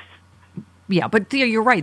What you just said is our way out. And I'm sorry that it maybe took this, but maybe this is what makes them finally wake up and invest in media infrastructure. But anyway, honey, Malcolm Nance is here. Thank you. Such great points. Let's dispense with the jingle. So Yeah. we go right to Yes. the Okay. Just Santiago Mayer, just one of the youngins, I have to say, said, I'm sorry, but did the media watch a different campaign than the rest of us? Vice President Harris never ran an identity politics campaign. She rarely touched social issues other than abortion. She almost ran entirely on economic policy and democracy. What are you all talking about? Yeah. So it is all about the media and the media ecosystem and disinformation. Hi, Malcolm Nance is here. No jingle. Hi. Tulsi Gabbard, Director of National Intelligence. Go.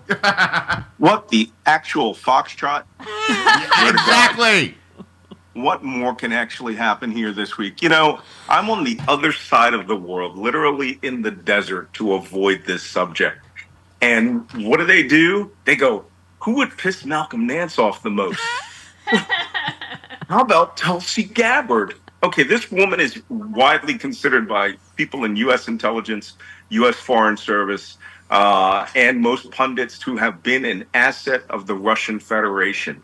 She is a friend and a apologist for the government of Syria after they gassed tens of thousands of people to death with nerve gas. She is a wild conspiracy nut who went around and she was a reservist in the Army, so she went to the U.S. Army psychological warfare school down in Fort Bragg, North Carolina, Fort Liberty, North Carolina now. And this is all her claim to fame. She's a nut. She's not getting confirmed. And if she does, I'm going to make not even a prediction. I'm going to tell you right now, every U.S. intelligence ally will shut off their flow of intelligence to the United States. Of course. They know it's going straight to the Kremlin. I don't know this. I didn't think we could get a bigger group of traitors, but apparently they're making effort. Malcolm, I'm so astounded in some ways that your book that warned before the 2016 election that this was happening, Malcolm, it's all out in the open now. On Russian TV, they call Tulsi our friend. The Russians, meanwhile, the presidential aide said to achieve success in the election, Donald Trump relied on certain forces to which he has corresponding obligation. As a responsible person, he'll be obliged to fulfill them. Russians openly admitting they helped Trump win this time. It's all out in the open. They paid right-wing influencers directly to spread the same disinformation that Trump and the right wing was spreading. It's all out there now. And now here's a Russian asset that will be in charge of our intelligence. Oh, well, not just that Russian asset. I mean, we've got, keep your eye on where Kash Patel lands. They're not talking about him putting as director of the FBI, which means that he would go through and monkey wrench every investigation out there. Their guy who's going to CIA, we don't know much about him, but we have to assume that he's being put there to carry out a witch hunt. I'm telling you, let me explain some things, how things are done here. They will close ranks right now. They'll start doing what we call slamming safes, which means they will start moving information to where it can't be accessed by these people. And they don't do it because they're, I see these right-wingers going, oh, well, you're just now traitors to the country. No, they're the actual defenders of the Constitution. They're afraid that Americans are coming in there to steal secrets. You know what? I suspect he's going to pardon Edward Snowden and make him director of NSA at this point, deputy director of NSA. Sorry, I didn't mean to laugh, but oh my god. Oh my God! But is anything funnier than Matt Gaetz, Attorney General? Maybe. Can I just give you a shout out on your books and your prescience? Just this headline. This was, by the way, Jody. November 7th was the headline on this. Bob Woodward reveals top Trump intelligence official thought it seemed like Putin's blackmailing Trump.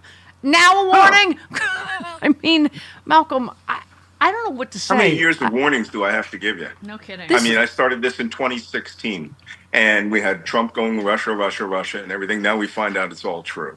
And you know what's even worse? We're probably going to find out a lot more is true because people are going to start, as we said, throwing secrets out the window that will implicate a lot of people. Same thing with not just Matt Gaetz. Jesus Christ, I expect all of his indictment documents to suddenly hit the floor and details start coming out. Yeah. But, will they confirm them? Yeah. You know why? Because they're all a bunch of Trump rubber stamp sycophants. Yeah. The nuts are running the building. I mean, I guess it's all going to be Russia stack from here on in, Malcolm, but Russia... Russia made an audacious public attempt to blackmail Trump, according to a military expert. Putin and his ministers are already trying to mess with Trump's head. Kremlin intelligence chiefs claimed in an interview Trump had relied, just this thing I said to you about, they're basically saying it, we helped him get installed again. They said this is mind-blowing psychological warfare. The Russians are basically telling Trump, we put you in office, now it's time for you to pay us back. Yep.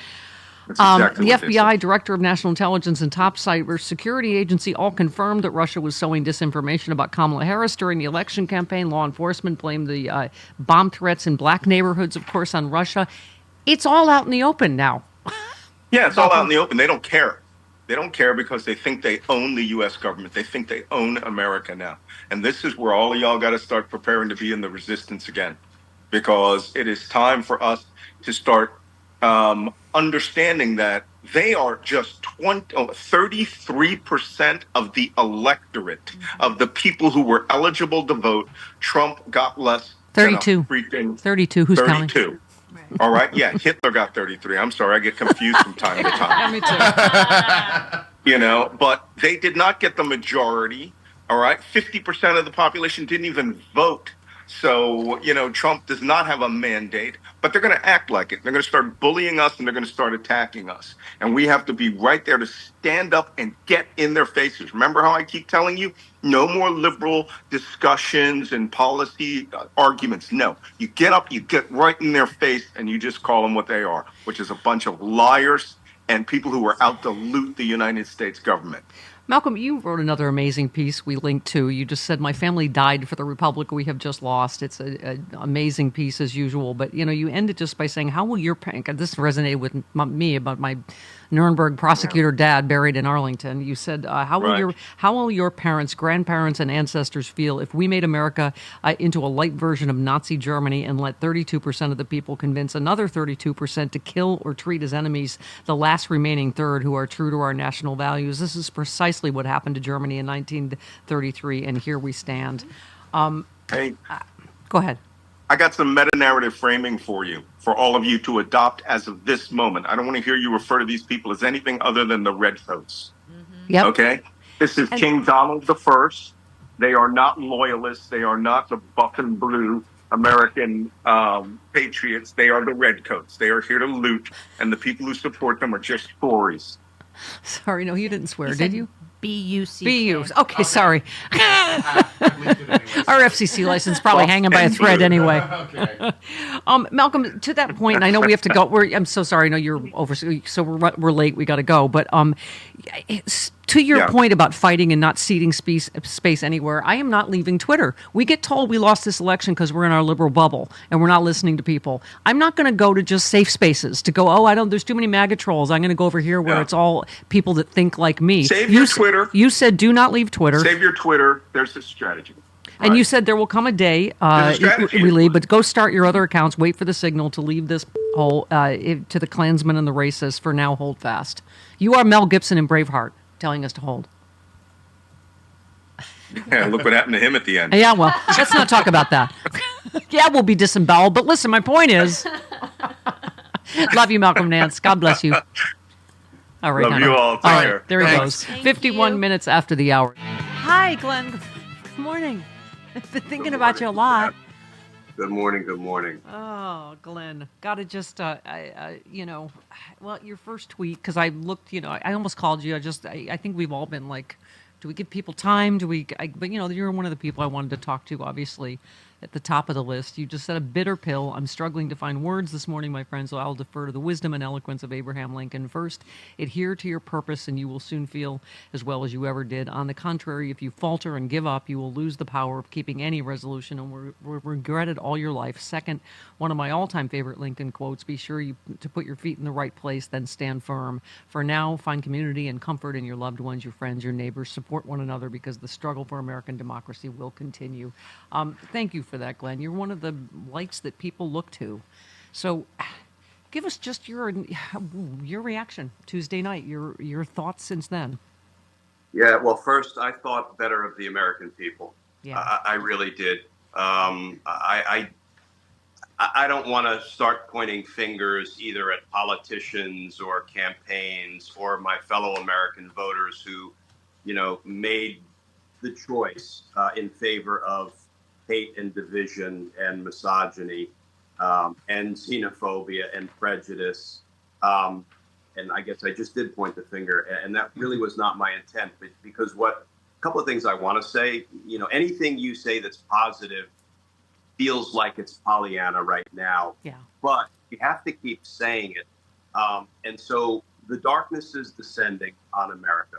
There's no two ways about it, because we're going to have an administration filled with Donald Trump's criminal associates and sycophants and oligarchs and lapdogs who are only going to be interested in enriching themselves and who will probably do more harm to Donald Trump's base and his voters than they do to many others. But the darkness is descending on America. So what do? We pull on our effing night goggles and we keep fighting like hell, because the light will come again. The light will come again. Yeah. And, people have been yelling at me in all caps ever since the election results came out that you see, Glenn, justice doesn't matter. It doesn't matter. And I say, your anger at the injustice you're seeing proves that justice matters. It proves the very point, right? It does matter. That's why we're so damn angry at what has happened. But you know what? We keep fighting. We don't crawl into a hole and die. We keep fighting because the light will come again.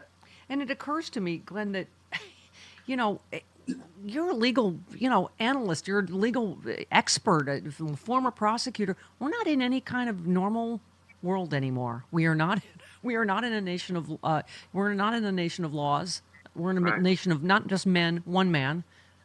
We're in some extra legal place that I know you don't recognize. I wanted to get your take. I don't know if you saw Max Burns' piece, America Will Regret Its Decision to re-elect Donald Trump, but he just writes, our democratic institutions are not ready for what comes next. Neither are the American people. A man with 34 felony convictions can't win the presidency in a nation where trust in institutions is high.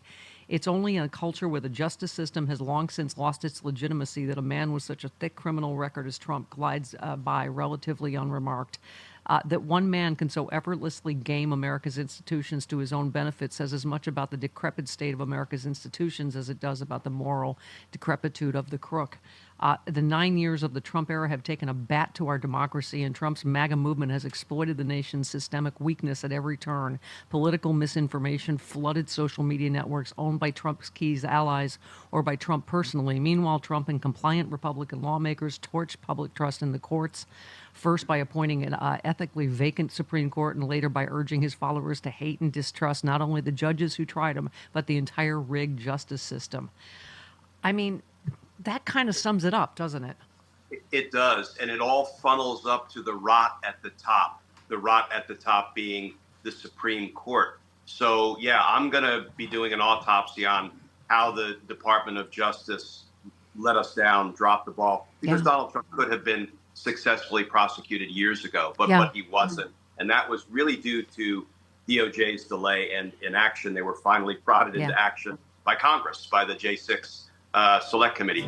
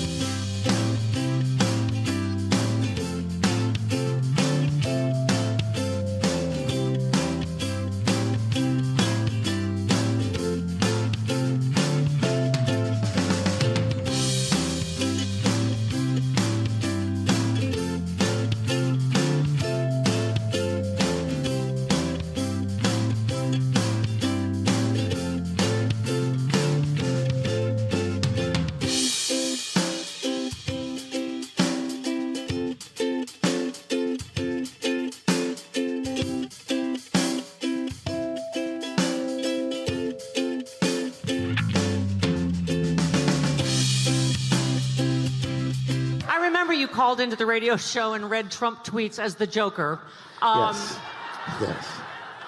Yes. But well, after doing at the least joke, the Joker had some redeeming qualities. well, the thing is, after doing it for so long, I recognize really good demented dialogue. And there was a tweet that he did, and someone commented, "This sounds like something the Joker would say while threatening to poison Gotham City's water supply." And I thought, you know what, I should do that. Because, he can't just say Merry Christmas. He has to say, Merry Christmas, even to the losers and communists and Democrat left-wing assholes. Why can't, just say Merry Christmas and stop? We'd be happy with that. But I have a message, I say, the force is strong with the Democratic Party. And my message to MAGA is, go force yourself, all right? I like that because it sounds dirty and it's not, and I don't work blue. Hey. Of course not.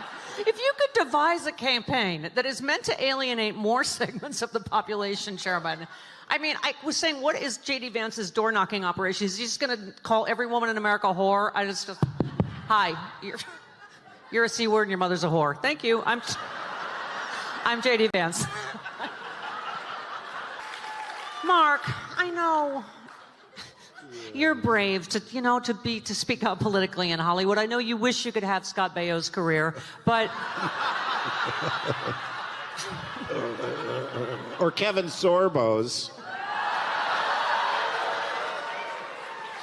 But talk a little bit about why you've decided, because they always say actors don't want to be political. Right. Well, the honest truth is that I've always voted. I've always followed politics very closely, but I never publicly expressed how I felt and how I was going to vote. Even in 2016 with Hillary. But this time, I felt like I have a responsibility. That it's far more important, because I've had people say, you could hurt your career. I don't care. This is more important. Who cares if I get a guest spot on The Mandalorian versus a mentally ill person back in the Oval Office? There's no contest. So, basically, I don't care. I never block people on Twitter because I don't want to give them the satisfaction of the screenshot that said Mark Hamill blocked you. So I've never blocked anyone. But I was muting people like crazy. And then I looked up at the clock and I said, Mark, you've been muting people for 20 minutes. Now I don't even mute people. I start to scan because obviously there's an equal and opposite reaction from the MAGA crowd. Ooh, do they hate me. Yeah, yay. Lucky for me, I don't care. And you know why they hate you? Because you're going to help us blow up the Death Star in November. Yes. Well, I always urge people, don't turn to the orange side.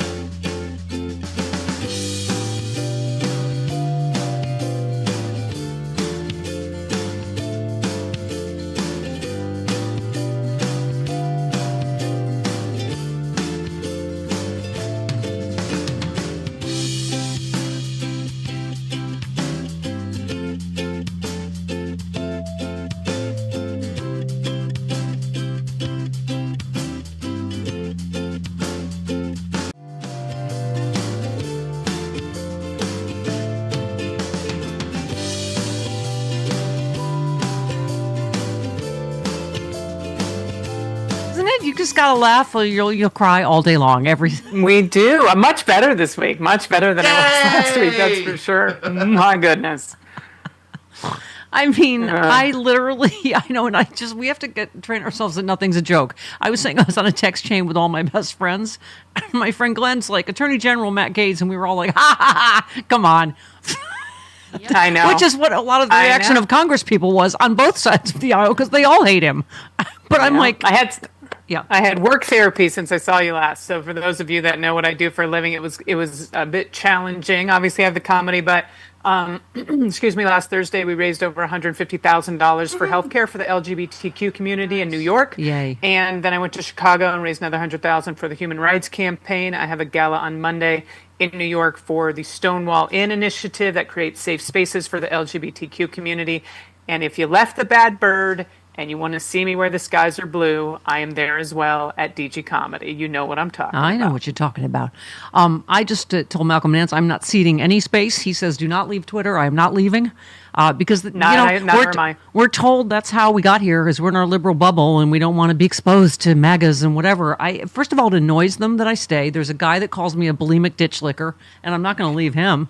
How could you? Yeah, no, I was thinking about that too. Yeah. This has turned into the biggest propaganda machine in the world right now. Why would we all leave and turn it into just a propaganda machine with no one pushing back? Yeah. So I'm staying. I'm not going anywhere. Yeah, I don't want to be where only people agree with me. I mean, this is, and I'm not ceding the space to them. You know. Yeah. So let's get into. Oh my God! Look at this. There's a tweet to annoy everyone. Tierra says, progressives claim Harris lost because she wasn't liberal enough. Here's the devastating reality. She ran on Biden's record, the most progressive agenda in decades, and voters rejected it. Then you have the Rolling Stone headline. Exit polls suggest Harris' investment in courting Republicans was a major misfire. While Democrats were busy making the case that Republicans should leave Trump, voters fled the Democratic Party instead or stayed home. One more. Under Dems, workers thrived. Obama cut unemployment 7.8 to 4.7. Biden cut unemployment from 6.4 to 4.1. There's a lot to analyze about 2024, but abandoning workers isn't it. And then finally, Mark Elias, who says if you're a Democrat who's spending time attacking Kamala Harris or her campaign rather than focusing on the fight ahead, you aren't helping anyone. Oh my God, are we done with the circular firing squad yet, right? Please. And listen, you know I'm a Pelosi fan. I did not appreciate her stabbing Joe Biden in the front right after the election. Yeah. Again, yeah. I'm throwing him under the bus. There's a lot of things that upset me. And I, like I said, I think she's done a hell of a job in Congress, but that was completely unnecessary. It's not helpful. We need to figure out how we can collect ourselves and get ready for the midterms, if there's ever a midterm. Right.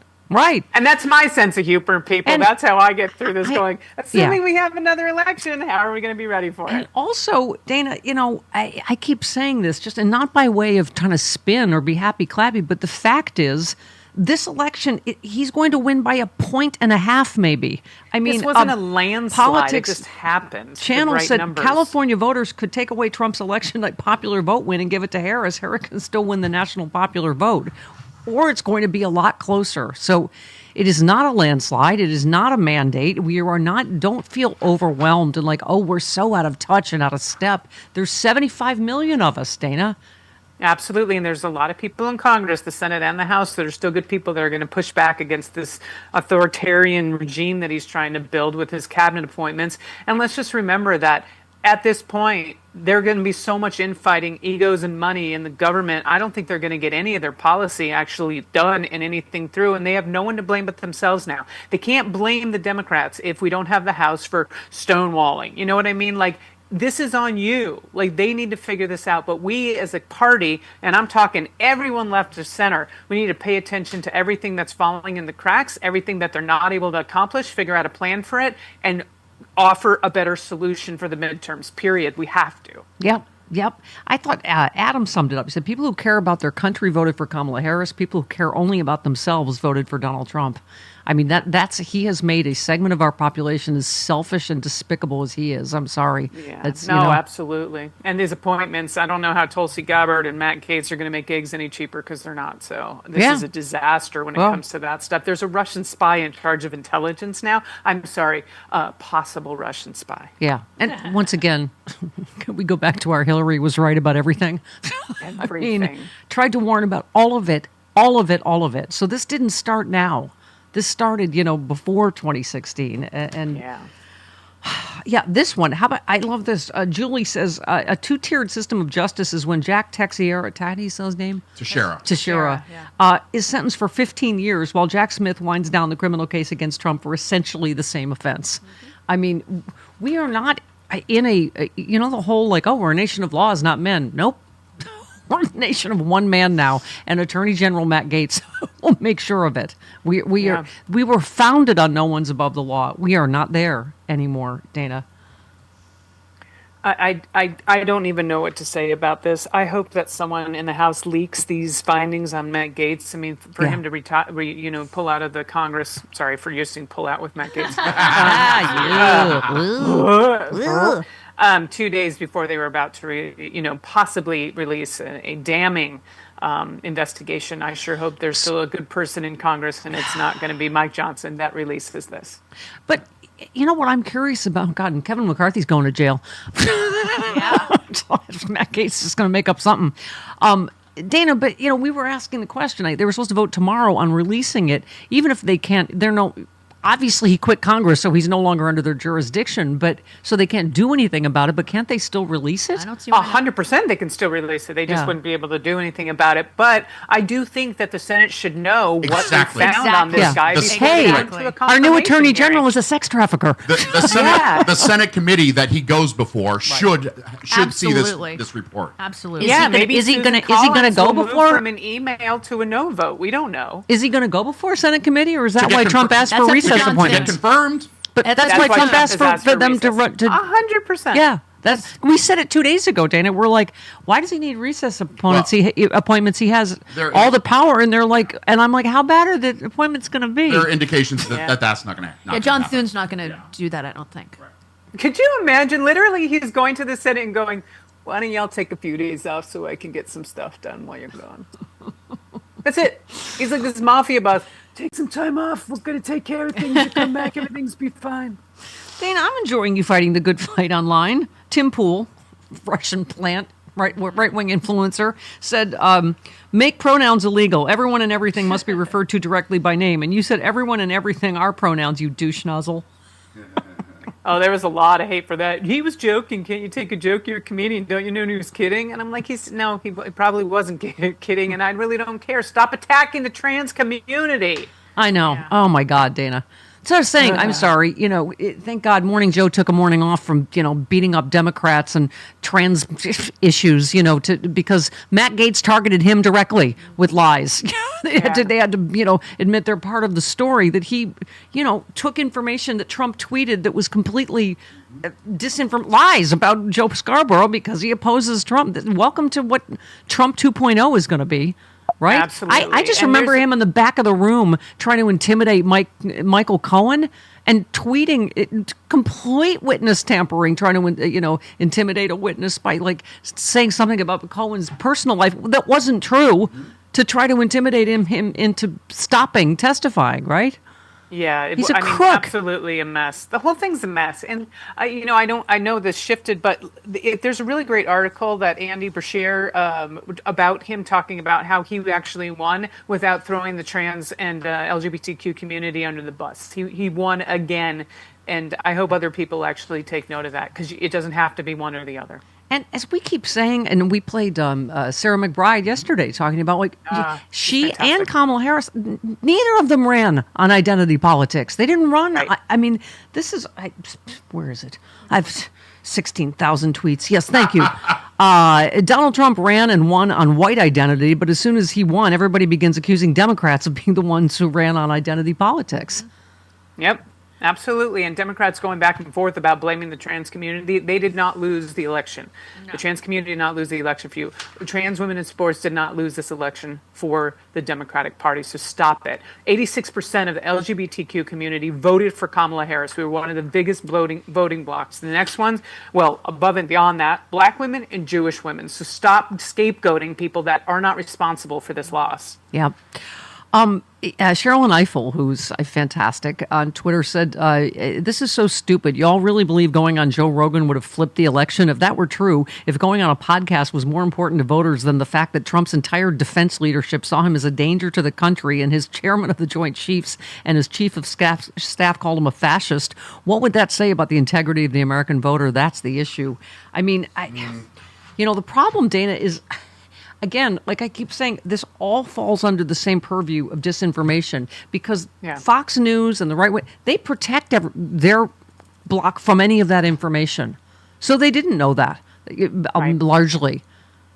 There's a lot of people that watch Fox News. I mean, I hate to say it, but there's Mexican people, Latin people, Hispanic people in this country that heard nothing about mass deportation because they don't watch the same entertainment channel like Fox News or news channels like the other ones. They didn't know. And they just assumed voting for them would help the American dream that their parents have been trying to achieve. Yeah. The Latino family that everybody talks about that said, the thing we is, didn't think he's not going to depart our undocumented relatives because they're not criminals, because they didn't pay attention to what Thom Homan, who wrote Project the 2025, who's going to be the head of this, has said previously. They don't watch 60 Minutes. They didn't see him say, yes, we're going to deport whole families, even legal ones. So not only just not criminals, legal immigrants. I have a friend that said, "Oh, they can't do that. That's not legal." I'm like, "Oh, you sweet summer child." Yes.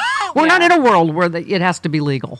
And I think it was someone on Fox and Friends that pushed back against that and was like, this is not what people voted for. They didn't vote for grandma to be deported. They voted for criminals to be deported out of this country. That's it. You don't just round up everyone and decide who it is. We'll figure it out later. It's awful. A lot of this is hair on fire, and we're not exaggerating. It's hard to swallow. Yeah, Chris. The thing is, more people listen to a Joe Rogan podcast every week than watch any primetime hour of Fox News, MSNBC, and CNN combined. Yeah. So going on Joe Rogan is more effective than going on any of these news channels. Do you really think that would have changed the election? I think it might. It absolutely might. I don't, I know. And James, ignoring a gigantic audience like that doesn't do anybody any good. Well, it wasn't ignoring. They negotiated. She is the sitting vice president, and she did just about every other outlet. Trump went on it a couple of times. She did Stern. She did the He wasn't the sitting president or the sitting vice president. She had work to do. She was campaigning. I don't know. That's what she's been doing last month. To that point, Good God Above, the Twitter account said, for the record, if knowing what you know now would have changed your vote, I don't actually think you're a moron. You can thank Jesus for my forgiveness here. This is what I mean. It's Dana, it's two-pronged. It's not only that they believed the biggest liar that's ever really been in our public, the fact that if you believed all of Trump's lies, I don't know what to tell you. But, it's also, why are they so disposed to believing lies? That to me, and I'm not saying all of them, it's a lack of education. I mean, I truly do. It's the algorithms on social media. It's the lack of education. It's clicking on one article and having 15 others right behind it. Yep. Sorry. We went very long. 22 minutes after.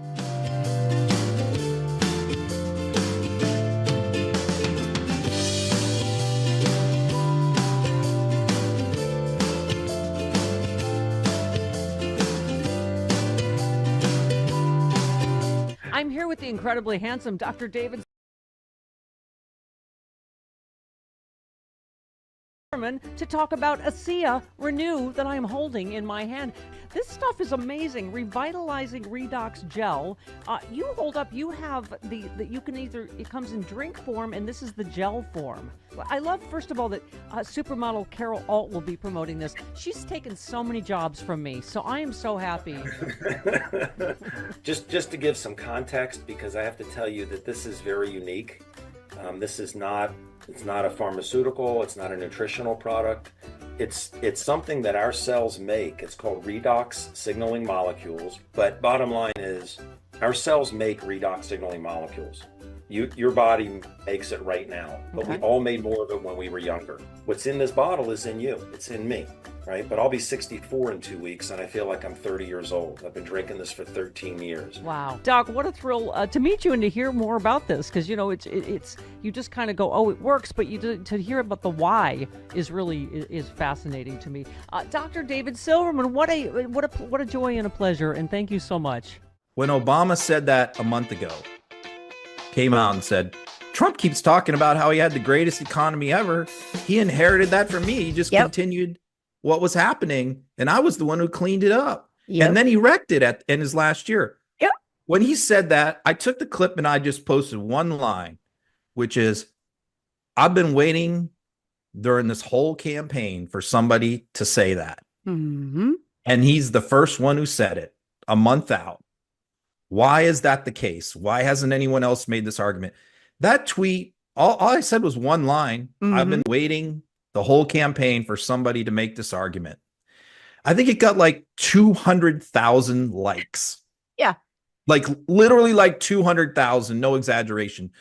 What does that tell you? That tells you that I am not alone in my frustration about why no one countered that false premise, that false narrative. Trump over everything, whether it's gas prices, whether it's Afghanistan, whether it's baby formula, whether it's the border, whether it's Ukraine, creates this completely fictitious false narrative around these things, and Democrats just ignore it. They don't take it on. I feel like sometimes I'm the only one who goes, this is bullshit, here's why.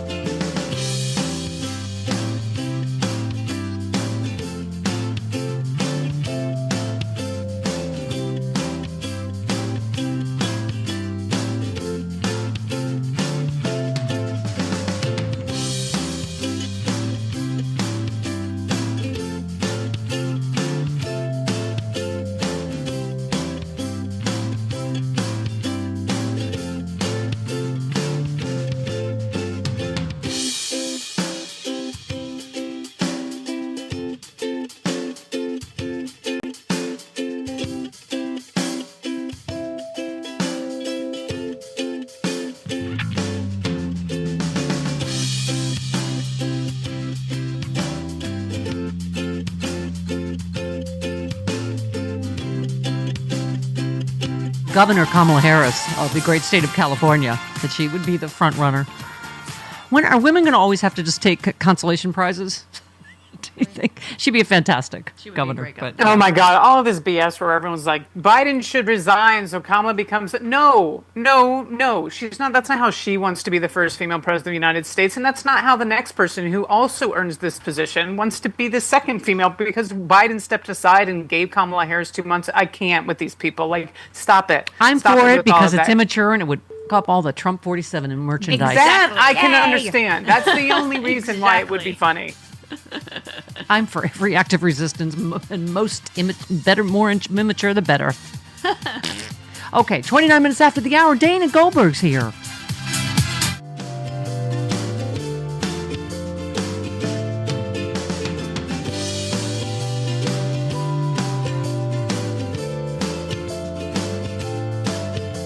Hey all, Glenn Kirshner here.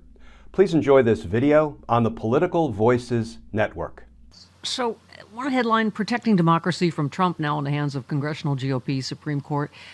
Your panel mate Saturday night in L.A. was Adam Schiff, who he has pledged to prosecute, and people like him, Liz Cheney, whoever he decides.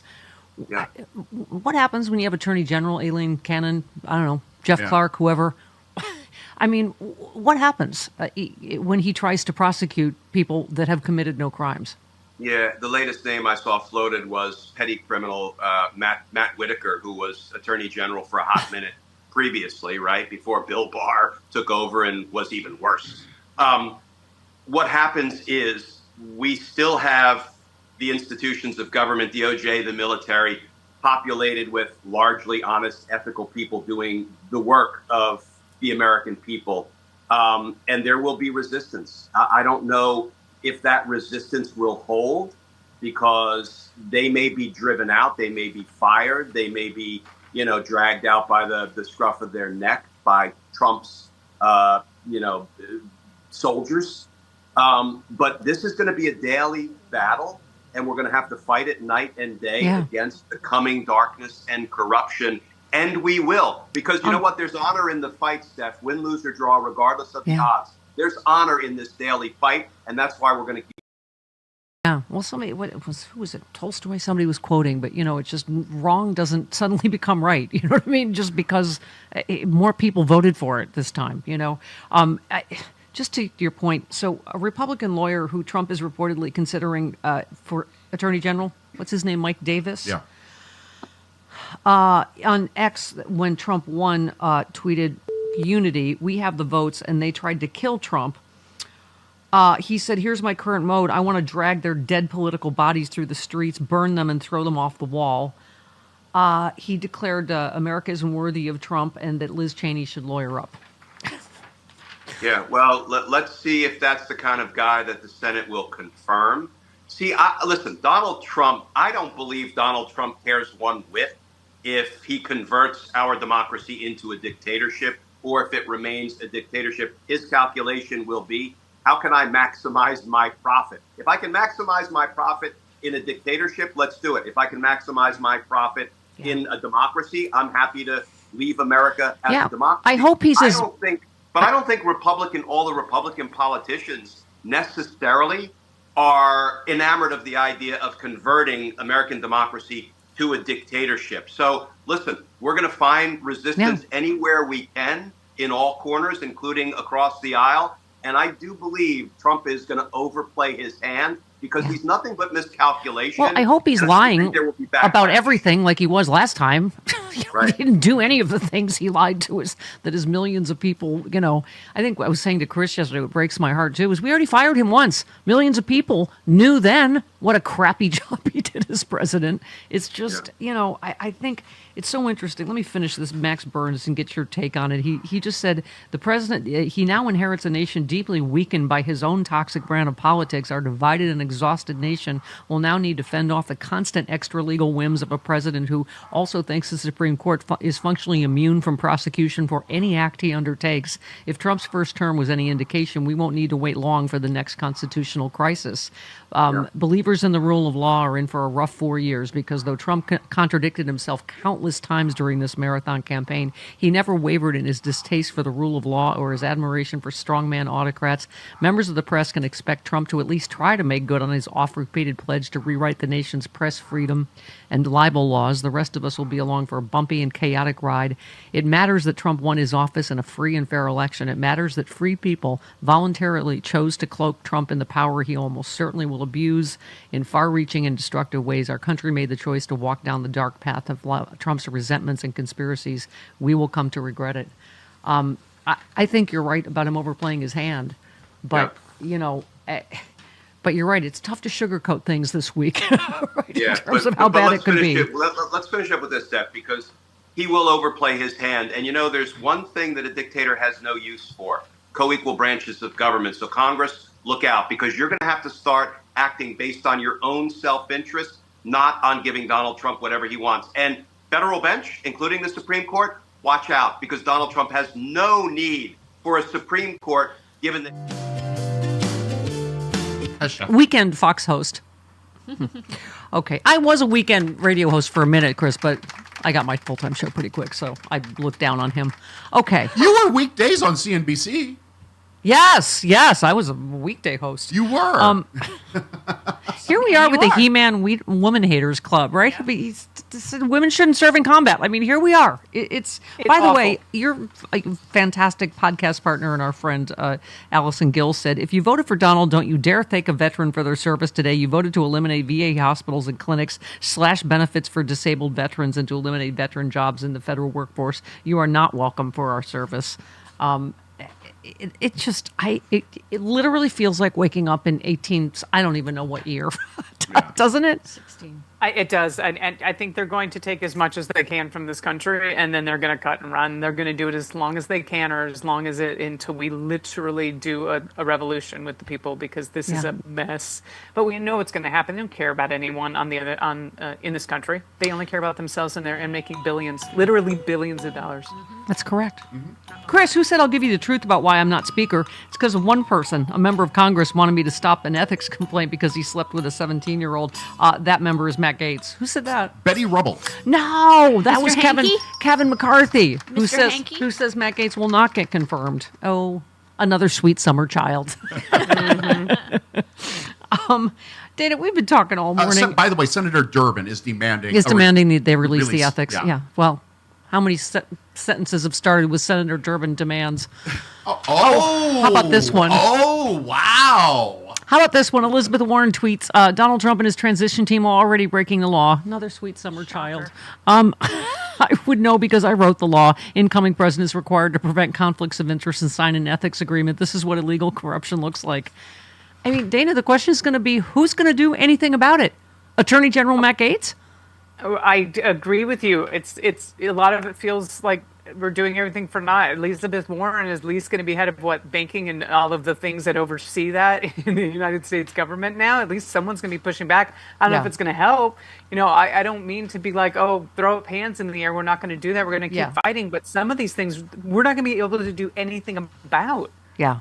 Well, I mean, we can only do what we can do, and I'm glad we have fighters like, Elizabeth Warren there. But I mean, thank God. Dana, we've just been talking about all the headlines going to make your head explode. Aaron Rupar said, we played the audio earlier. Uncommitted Michigan delegate on CNN pleads with President Biden to do something about Netanyahu before Trump and Mike Huckabee complete an ethnic cleansing campaign of the West Bank. I don't even know. John Pavlovitz said last week Jill Stein voters reminded us why sometimes stupidity is permanent. I don't even know what to say anymore about Jill Stein went right back into the hole she crawled out of every 4 years. Haven't heard from her about how we're going to help the West Bank that they're about to level so that Kushner can build on it. Like, it's just awful. Stephen Beschloss, who we're going to have on next week, said Vladimir Putin has never laughed so hard. Good work, Donald. The boss could not be more pleased. Yep. I mean, this is what I was saying, Dan. Nothing's hidden anymore. Tulsi Gabbard is a known Russian asset. I mean, Absolutely. I keep saying it. The enemy has taken us without a shot, and it's again. I have no idea. I don't think any of us can guess what I happens don't either. next. And we don't want to sound all doomsday. I know y'all don't listen to this to, for us to bring you down, but we're also want to be very realistic right now. Like, this is not good. What's going on is not good. It's crazy pants. Yeah. I love this. Randy Mame Singer said, celebrating Thune over Scott, we have now entered the rooting for the nicer fascists stage of grief. It's like, oh, he's not so bad. I mean, Marco Rubio's a spineless worm, but oh well. Could be worse. Could be worse. Could be raining. I mean, a lot of people, I think, were surprised by that. Out of all three people, Cornyn, Thune, and Scott actually voted with Trump the least amount of all three of them. I mean, and with Biden, the most amount of all three. All three of them. Like the whole thing is bizarre. And I have no idea how that. And vote happened. we maybe just sit back. That's you know how what I feel keep right now inside. You know what I keep saying? It's from my bowels. I'm sorry. Yeah. No, what I keep saying, Dana, all we can do is what you're doing. You know, all the good work that we've all tried to do is just take care of yourself, take care of other people that you can, build your strength. And maybe, we're going to just watch them implode. There's already all this infighting. MAGA's going crazy over the Marco Rubio, Bobby Kennedy's going nuts over the Marco Rubio. But you know what I mean? Everybody, all MAGA. Oh my God, MAGA was targeting Thune and the other, right? Yeah. And their families. They were like going after the other Senate candidates who weren't Rick Scott, and so they're already this bag of rats. That we should just sit back and take care of what you can take care of. I mean, I think it's interesting that MTG hasn't been put up for anything, and has Bober. I can't tell what's real and I what's don't know not if that's anymore. a joke. That the Department of Education. It's a joke. It's a joke. Okay, but so far it is. I thought Matt Gaetz was a joke. So far, he it's a probably joke. is going to put one of them in charge of the department and then abolish it. There you go. So they're going to be back Right. where they started. To my point about taking care of, you said that you tweeted in Trump's own words, he's pushing to define a family as a mother, father, and child. If you're in a same-sex marriage, especially if you have children, please take the next 2 months to put all the protections you can in place to legally protect your family. There's that. I mean, by the way, and humor, someone said J.D. Vance will be the first vice president to have a beard in nearly 100 years and the first millennial vice president. And you said, and her name is Usha. And you said that. You just laughed. I mean, come on. He wears There's a so lot many of guy stories. liner. And Peter Thiel's his buddy. There's more than one story about a guy going out on a date with someone named James back in the day. Like this isn't just this isn't things we're just, making up about. There's people that have said they've gone out on a date with JD Vance back before he changed his name. And there's nothing wrong if you decide you're in one lane and not the other, but we've always talked about this. It's the hypocrisy. Do whatever you want behind closed doors as long as you're not hurting children or animals, in my opinion. But don't pass legislation trying to hurt the communities you tinkled in for a little bit. By the way, speaking of the Tinkered. bag of Sorry, rats. it's probably tinkle. Oh. I have no idea. That's not tinkle. Speaking of the bag of rats, Mother Jones. As long as there's consent. Exactly. Whatever golden shower you're into. How long before Putin releases the golden showers tape? There might be maybe a silver line. Would be like a yellow lining. Golden lining. Yeah, yellow lining, Yeah. right. Mother Jones magazine said, how long before Elon Musk gets kicked out of Mar-a-Lago? The tech billionaire is reportedly irritating Trump insiders who say Musk is everywhere you turn, from the resort's gift shop to nearly every meal with Trump. Why? It seems like Musk can't escape the essential fabric of being a deeply unlikable personality. And then yesterday, I don't know if you saw it, Trump said, Elon won't go home. I can't get rid of him, at least until I don't like him.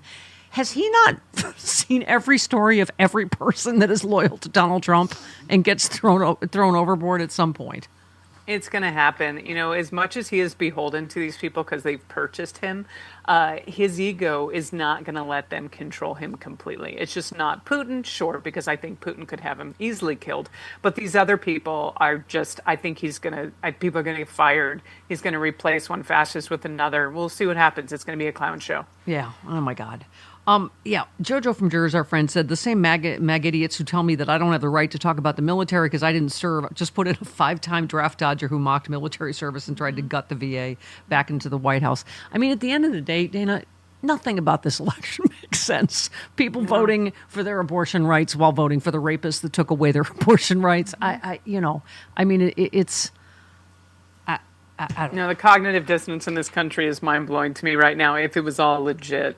And also, and you know that I feel very strongly about this, no matter what your opinion is of trans women in sport, I'm not going to argue with you, but I will say this. If you're not fighting for them to keep the Department of Education, you don't care about women in sport at all, because it will get rid of Title IX, and it's going to, so there's not going to be any women's sports to worry about. So if you're not arguing for the Department of Education to stay in place, you really don't care about girls' sports at all. You're just a bigot. What's my favorite? Oh, I'm going to quote American president. But Sidney Allen Wade said, voters care about, someone said voters care about, and she said, voters care about what I tell them to care about at election time. They spent $150 million to convince you that trans people are a huge problem in your life when they're 0.00001% of the population. So it's, that and trans people have always been here, and this was not an issue 10 years ago. There was marriage equality was an issue, but they tried to do this before. I do work with the Gill Foundation. They tried to do this whole trans girls in sports as a threat years ago, and it never caught. It didn't get any traction. And then someone decided to bring it back up, and somehow this time it did. Yeah. It's just really unfortunate. Ron tweets, I guess Hedgeseth finally gave up on trying to convince Fox he's competent to host his own show, so he had to settle for Secretary of Defense. This is where we are. It's not good enough to be a weekday. Okay. By the way, oil giant, just you were wondering if we've gotten ridiculous enough. Oil giant ExxonMobil opposes Trump's plans to pull out of the Paris Climate Agreement. Black Knight said, if Exxon's telling us he's going to destroy the planet, we are cooked. Yeah. ExxonMobil's. Sorry, Dana, go ahead. No, I'm with you. All you can do is laugh at that point. I'm with you 100%. There's nothing else other than humor there. It's craziness. Your friend and ours, Mary Trump, said the media wants to blame Kamala Harris. They should take a look in the mirror. And I thought Gary Kasparov, Malcolm Nance retweeted him. He said the point of modern propaganda isn't only to misinform or push an agenda, it's to exhaust your critical thinking, to annihilate truth. And that's not going to stop, by the way. Right. Because the election's over. Not at all. And it's one of the reasons why you and I are not leaving Twitter. I'm not going to let this be some sort of an echo chamber for fascism with no one pushing back against it. It's just absurd. Yeah. Do you hear that, Tom? These two bulimic ditch lickers are staying. Oh, my God. Yeah. He called Bob Seska, what, a bone smoker? Bone smoker. Bob's straight. Doesn't matter. Okay. Dean Novadala said Trump's tariffs are 100% going to cause the economy to crater. Thanks to Trump's tariffs, Democrats will win the House and Senate in 2026 on our way to taking the White House in 2028. Possibly. I mean, that's the other thing. People don't understand. Nothing's forever. My dad only won 6, and Goldwater won 6 states. Reagan, Walter Mondale won 1 state. I mean, we have had actual landslides before and come back, I hope that's the case. I just praying that all of our elections moving forward aren't some performative Russian-backed, theatrical presentation. Yeah. Just say That's niet. all I can hope. Just say niet to that. Yeah, it's just all I can hope. Julie in Portland, you're on with Dana. Hello, Julie. Hi. First of all, I have to say I love you all, and I've been listening to you from the very beginning. Thank you. And I've kind of, I don't know, this whole thing is horrific, but I think we've been a mess in this country really since the beginning, and I'm wondering if what happened is how it needed to happen. And that helps me to focus more on, because all the things you're talking about, I'm somebody who pays attention and has been a political activist, and there's just so much going wrong. And so if I can focus on, okay, we're kind of getting the government we deserve, and not all of us, but we allowed this to happen, and I think it's time, and we depend on our representatives, but it's time for we the people to stand the F up. I mean, it's going to be a lot of pain, Julie, for a lot of us, but, it's like, as one person tweeted that said, I'm one of those liberal elites that they hate so much, and guess what? I'm going to be able to afford stuff no matter what. You're not, they're not. Yes. I mean, I know you did this to own the libs, but you're going to find out that we were fighting for you too, and Exactly. And we are it's like we know that straight white men have ruled, and I know that people in the minority, people that are on the outsides and not being represented, for them, I think some of this, it feels like a Tuesday. Like if you're brown in this country, or if you're an immigrant, or you're identify yourself as transgender, whatever, then you haven't ever really been treated like you deserve to be treated. And it's time for those of us who can stand up and speak out and have the resources, whatever that might be, to really just step it up and make sure that you're involved in local elections. It's like, wake up. Yeah.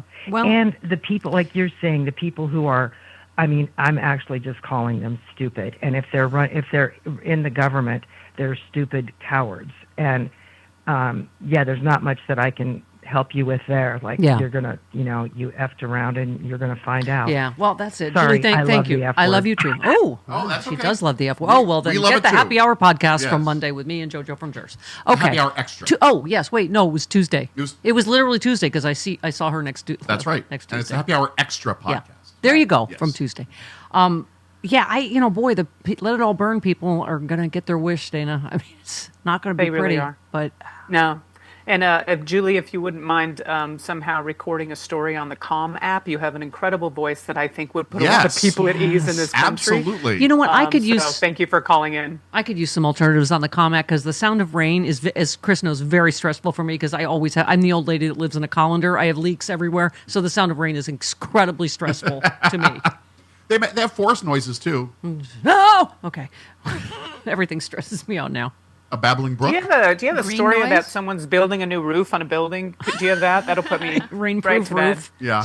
All right, 49 minutes after the hour of this portion. I really hope you're watching so you can see the interpretive dance because an interpretive dance of rage. Uh-huh. Morning. I don't know. I don't know why we can't get rid of this the FCC guideline. Like, I should be able to speak freely. Yes. We should have immunity. Just this week. Yes. This week. For those of us that had to hear over and over, it's only about cost of bacon. Officials in a number of states are responding to reports of racist texts sent by residents in the days after the election. They read, "You have been selected to pick cotton at the nearest plantation. Be ready at 12 sharp with your belongings. Our executive slaves will come get you in a brown van. Be prepared to be searched down once you've entered the plantation. You are in plantation group W." Cell phone users in at least 9 cities reported receiving the texts. Because that's what they voted for. Yep. And that's what they knew. They knew that that's what they were voting for. This is and a celebration. It was a lie. Yep. What they voted for was the ability to treat brown and black people and women with absolute impunity, to do whatever they wanted, to not have to hide their racism, to get to spit in our faces. And that's what people voted for. And I'm having a very hard time because I'm waking up every morning and getting a lot angrier about the fact that in these states that Trump won, abortion rights also somehow got protected. Yeah. Yeah. What that says is that women went in those booths. White women and people went in those booths. They voted against me and for themselves. Yeah. They voted to protect their bodily autonomy. I read your great tweet. You guys said, it's like watching America go back to the drunk, abusive husband. Except that she's taking you with her, like your mom's taking you with her back, right? Yeah, that's exactly what it is. And and here we are forced to be to witness the abuse. We don't get abused. And we are going to get abused. You're absolutely right. But you know what? I'm going to tell you. I woke up the next day because, early on I knew it wasn't good. And, but I woke up the next day and my mindset wanted to be angry, wanted to be hurt. Oh, that came later. But what I realized was what I was joyful for is the fact that I live in a bubble. Yeah. I live in a bubble with great people. I live in a bubble that is forward thinking, that believes in the law, that, you know what I'm saying? Mm-hmm. And I just did not know. I really didn't know that the things that I value mean so little to other Americans. Yeah. Tonight, Gavin Newsom is having a Zoom call. Yeah. To discuss how this California can insulate itself yeah. From the Trump agenda. And I'm grateful for that. And there was a time when I'm hoping to get back to a place where I feel like I could march for what I know is right. But it's very hard because this election was absolutely a repudiation. Yeah. Of it wasn't just, he didn't just win, he won decisively. And he won decisively, and they're going to get the House, it looks like, and the Senate, and they have the judiciary. So anybody, what the decision I think Francis and I both made, and I think a lot of other people are making, is I'm not going to sit here for the next 2 months and watch the media game out what may or may not happen. I'm not going to feel bad about it before it happens, right? The time to have felt bad about it happening has passed.